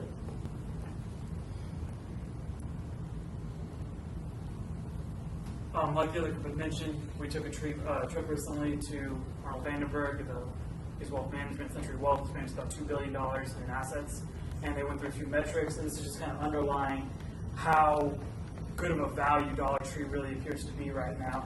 Our current PE right there is a little bit off because we did this about 3 days ago, and the price went up 3 days ago. But everything else just kind of reestablishes what we're saying, and we're looking at 4 major things when we talk about any company. We're talking about understandable. Do we understand our company? Yes, it's $1. It's a retail store that sells everything for $1. It's heavily concentrated in the West and East Coast. It has a natural monopoly because of the distribution centers, and it's really heavily concentrated where the standard of living is much higher. $1 in California goes a lot farther than it goes, or $1 in California does not go as nearly as far as it does in Texas. So it's even a better value in these places. So it has a lot of understandability. Is it predictable? Yes. It's had sustained growth the past 10 years. They have not deviated very much. Is it sustainable? Yes. They have a natural competitive advantage. They have an ability to grow. They have upwards of 8,000 store market cap. They have an ability to grow, whereas places like Walmart and other places cannot, because there's not population density. There's not a necessary population to set up in a rural or a small town. Dollar Tree's in there. They have a level of efficiency that's unmatched by anyone else in the industry, and really that's why we're so excited. So the question becomes, is it undervalued? And as we spend most of this time presenting, yes, it is. It would have to fall to recessionary levels of PE, and its earnings or its sales growth would have to shrink to levels that we have not seen in the past 10 years. So it is undervalued right now, and so for that reason, we feel very comfortable and very confident in our recommendation, which is going to be a put option at $40. This is going to pay a 55-cent premium, which we will collect up front per share. That 55 cents per share gives us an effective entry point of $39.45, which increases, when we talk about like the DCF, it increases the margin of safety by about 2%. And even if this put's never triggered, we have an annualized rate of return of nearly 23%. So we'd just like to take this opportunity to thank you guys for spending your Friday afternoon with us, listening to what we had to say, And we're going to like to end with one of Warren Buffett's favorite quotes.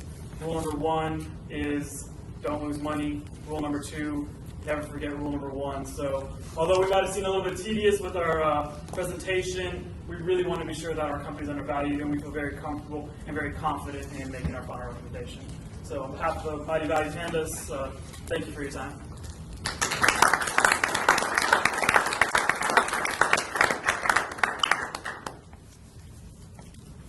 Mr. Rodkin? Sure. Erblin, you showed a couple slides that showed sales, free cash flow, and earnings. They all increased significantly over the past 3 years, and it seemed that they were growing disproportionately to the previous 7 years. So it seems like Dollar Tree has really benefited from a struggling economy. So, I mean, how can you guys convince me that you haven't already missed the train leaving the station? Maybe you should have bought it back in 2009 instead of right now.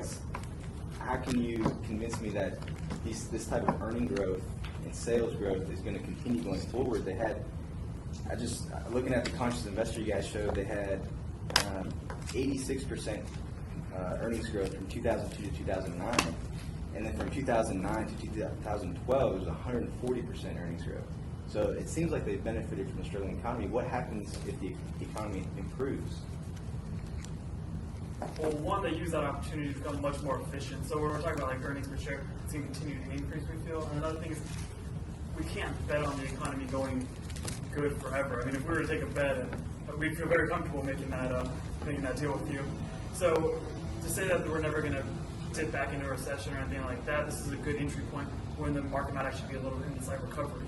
And one of the points that I made earlier in the presentation were those deal stores, which are a different format, and management is really excited about these deal stores and future growth, and the fact that it's a different name and they don't market as Dollar Tree kind of gives them that flexibility of still having the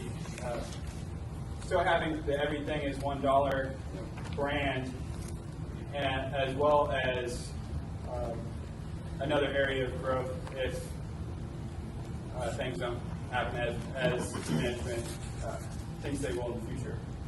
Okay. Just a quick follow-up to that. You guys are talking about how they have stores in Canada now.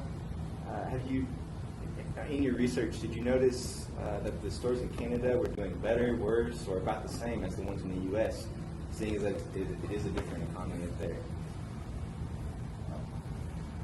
I don't know as far as the actual sales go, but I do know that they are expanding those stores at a much faster rate, which I think would imply that they have seen a lot of success in those stores, whereas store growth in the United States has been anywhere between 6 and 8% year over year. They're expanding in Canada at 15 to 20% as of right now. And they have the ability to charge $1.25 in Canada, so it's kind of a different market, so they offset some of their costs there.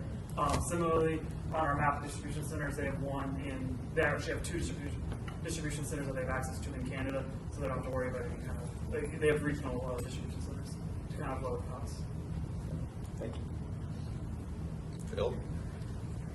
I'm going to pass right now. So the company is going to increase the number of stores that are going to be selling perishables and consumables. How do you think that's going to affect their profitability going forward? I mean, we talked about that a little bit, about how consumables get you into the store and then you make all these impulse payments that have higher profit margins. So we don't think it'll be that big of an impact.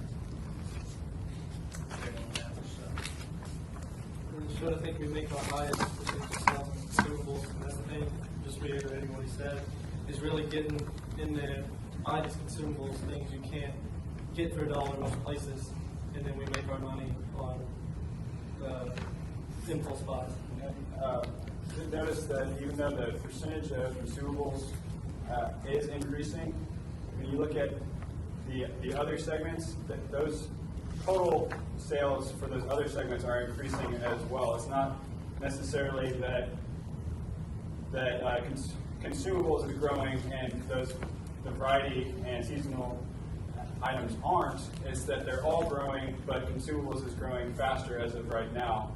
And as to relate back to the question on if we miss the train leaving the station and I guess things recover, then they'd actually be able to again sell a lower percentage of consumables as people go to other stores for those consumable goods and still go to dollar store for the variety and more high margin products.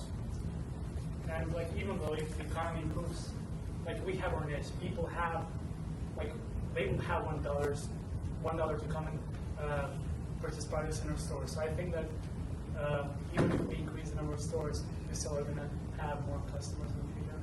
Sales are going to grow as well. What kind of analysis have you done on that? Because it seems like a lot of the growth has not necessarily come from making existing stores more efficient. It seems like the big growth comes from opening stores. How long until your market is saturated? We've answered that before. I mean, there's still, like we estimate, the CEO said there's potential for 8,000 stores, which is almost double what we currently have.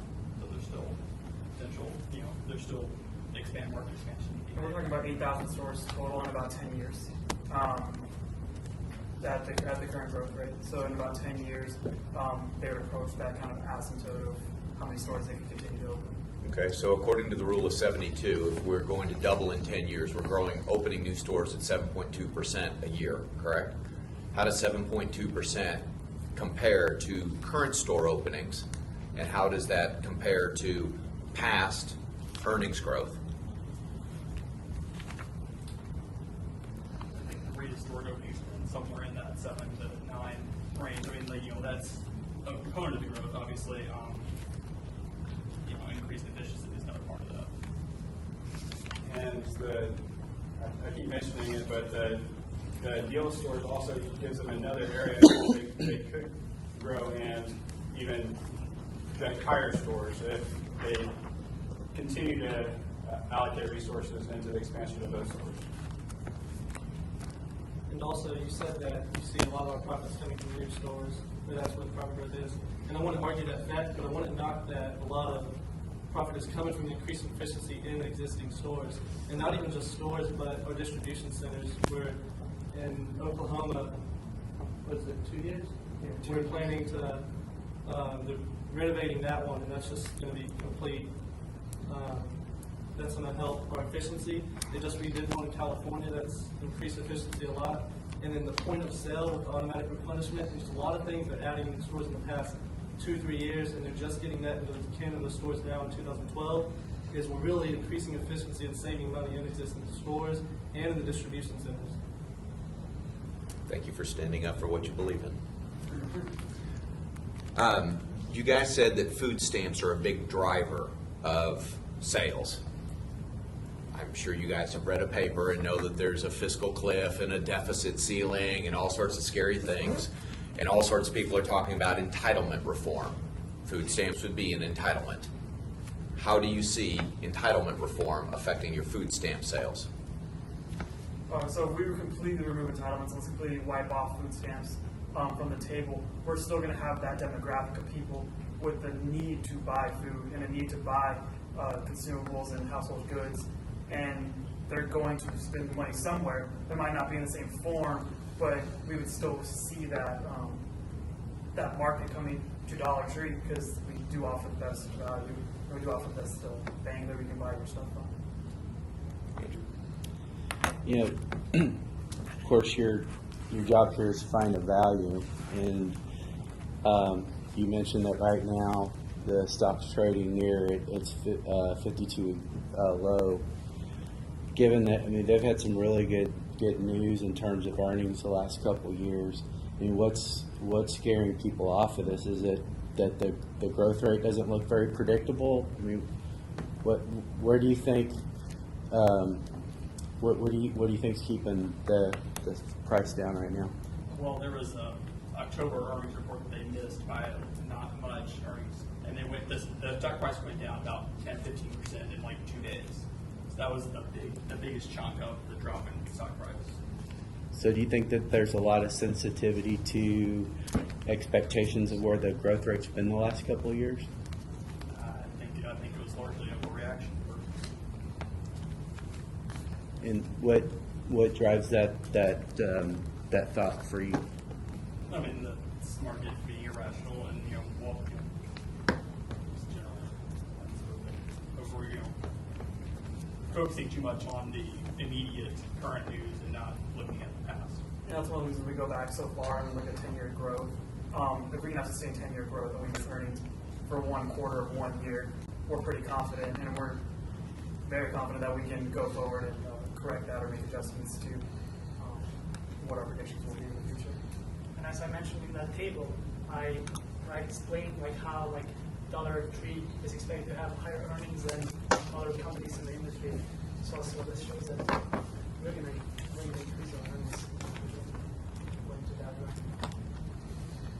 So there seems to be a disconnect between the net profit margin increases that you showed and gross margins over the 10-year period.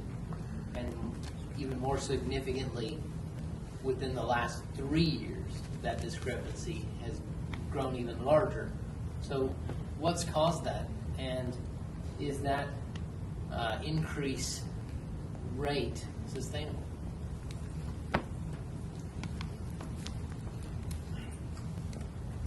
Do you mind rephrasing that question? We're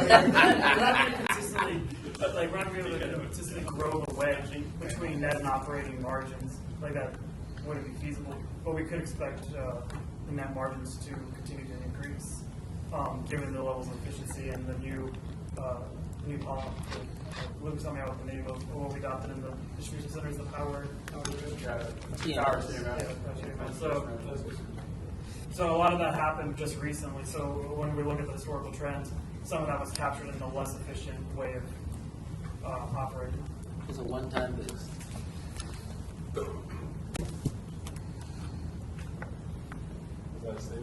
I'm asking, it's both. I want to know, is that a one-time boost, or can we expect further improvement? Well, inventory turnovers have actually gotten better and better over the last 6 years, and so I would say that we could expect that trend to continue, especially with these investments in technology. And as we showed with the margin of safety, that even if it doesn't grow quite at that rate, we still are comfortable with this investment. Phil.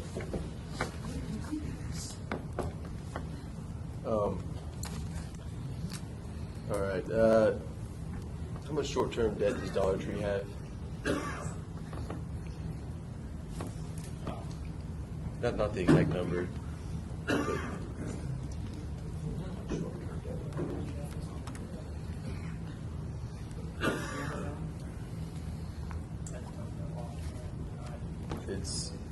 it's larger than their long-term debt. Yeah, I know that. Yeah.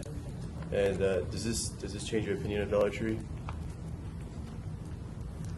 Okay. Just wondering. No, because they finance all their projects through cash, and they have plenty of their net income can pay that pretty relatively quickly. I think that's highlighting an advantage in that they have produced this business model that produces all this cash, and so they don't have to necessarily take out higher interest loans over extended amount of time, but they're able to fund their credit requirements with that cash. Do you guys, following up on that though, let's say that we revisit 2009 and whoever their bankers are, just say, hey, Dollar Tree, we recognize you guys sell all sorts of stuff for $1, but we're not lending anybody any money anymore just because we're too stupid to think for ourselves. Bankers do that from time to time. So think about, not him, but some other bankers. Think about that in terms of running Dollar Tree. You've got the majority of your borrowed money in short term in a line of credit that can be called away from you at a moment's notice.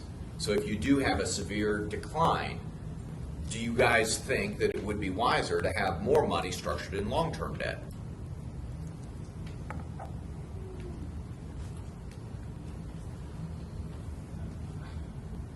I would say that depending, yes, in that situation, it would make sense to have more long-term debt, but since given the growth in the last 3 years, that they've been able to make this transition and holding more short-term debt as of right now. I'd actually prefer to stay away from long-term debt, even if that were to happen, because I wouldn't be surprised if they start calling the long-term debt so maybe a little sooner than they could. And additionally, if we have no short-term debt and they called it back, we would have kind of a plateau of growth as far as like stores go. But if we're calling it back for everybody, it would happen across the board, and Dollar Tree would remain the most efficient and remain the best value. Usually there are provisions in there that discuss when long-term debt can be called. So, did you guys give any thought to whether or not Dollar Tree should take out long-term debt to either boost returns, buy back stock, or to start paying a dividend? If they don't have to, I don't see why they should. You mentioned inflation being one of the key risks to this company, but I don't think it was addressed fully. Leaving the price point at $1 is what they use right now and have done for many years. Do you see them needing to change that? Cost of fuel and other things are going to increase in the future. How are they going to be able to handle that? And do you think they will be able to handle that?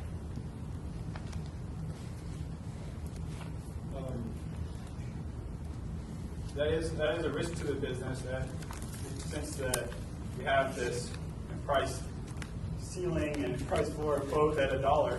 However, with the deals format and the distribution center or the distribution network and logistics in place, we don't believe that it would necessarily kill Dollar Tree off. Maybe they have to replace some of these Dollar Tree stores with deal stores and charge at a higher price point, or like they've done in Canada, where it's not $1 Canadian but $1.25. Maybe they do increase their prices. That's fair. I think management is preparing for a future in which they'll have to charge more than $1, but I don't think it's immediate.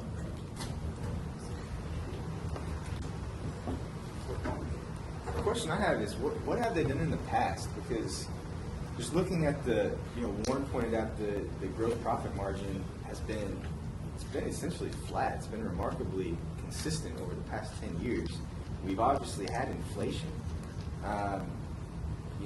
Lucas, you mentioned you can't walk into many stores and buy hardly anything for $1 these days.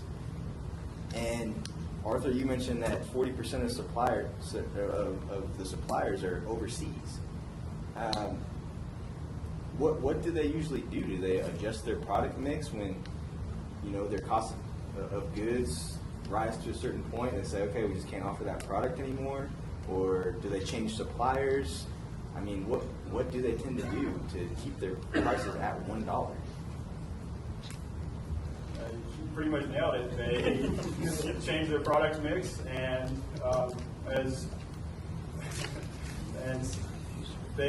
their suppliers. There's no one supplier supplies over 10% of the products offered at Dollar Tree, and so they do have a lot of leeway there.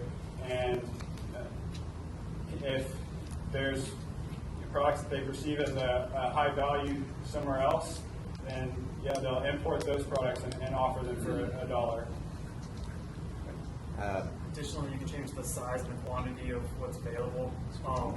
Instead of a 20-ounce bag, it's an 18-ounce bag now. It's still the best value that you can get. Okay. Another question I had is, you guys have spent a long time and gone through this presentation convincing us that Dollar Tree is a good value. If it's such a great value, why do you want to write a put on it, trying to get your buying cost lower? Why don't you just want to buy it outright before the stock runs up? we realize that it's while it's a good value, it's not the market as a whole is up, and so there's time it's not as good a value as it could be. It's still a great value, but it could be even better value with the put. We're looking at the option premium as well as the fact that Dollar Tree spiked up $3 within the last week. And so we're just hoping that that spike isn't necessarily that it's not now that Dollar Tree is going to blast off. There's probably going to be, as you guys have mentioned, a certain amount of uncertainty before this next 10K comes out, and that's next month. And so we expect that put to be a good investment and lower the entry point further to give more margin of safety. We have one last question. Dollar Tree is trading at a PE ratio that is a lot higher than some of the lows that they've had over the last 10 years. So why pay up now?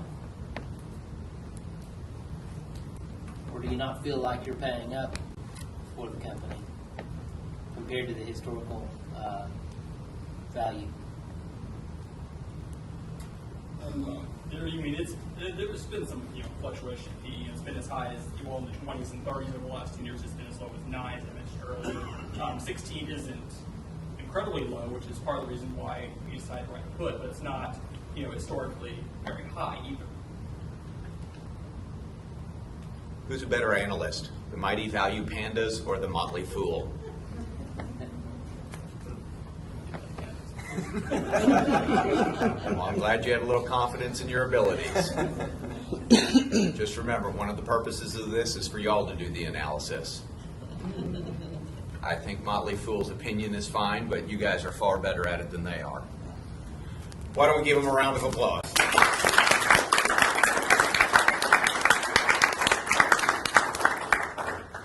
Judges, why don't we vacate and spend a little time talking? We'll be back in 10 minutes. All right, guys, I have to admit that was a very difficult conversation in the boardroom because I've got to say that everybody rose to the challenge. I am impressed with the work that you have done. For those of you who do not currently participate in Bulldog Investment Company, I hope this will encourage you to do so. I think you noticed that at least 2 of our students are not business majors. One's computer science, one is math. If you have a brain and you're willing to work hard, you can do this work. So I encourage you to show up. We meet Fridays at 2 o'clock in the big room across the hall downstairs. And 7 of our interns are graduating in May, so I'm going to be awfully lonely if nobody signs up. So thank you for being here on a Friday. That said, it was a split vote. It was a very interesting discussion. The winner of $3,500 scholarships is the Dollar Tree team, with runner-up being a very close World Acceptance Corps. And it was split 3-2 vote. All I can say is you guys all did a fantastic job. You should be extremely proud.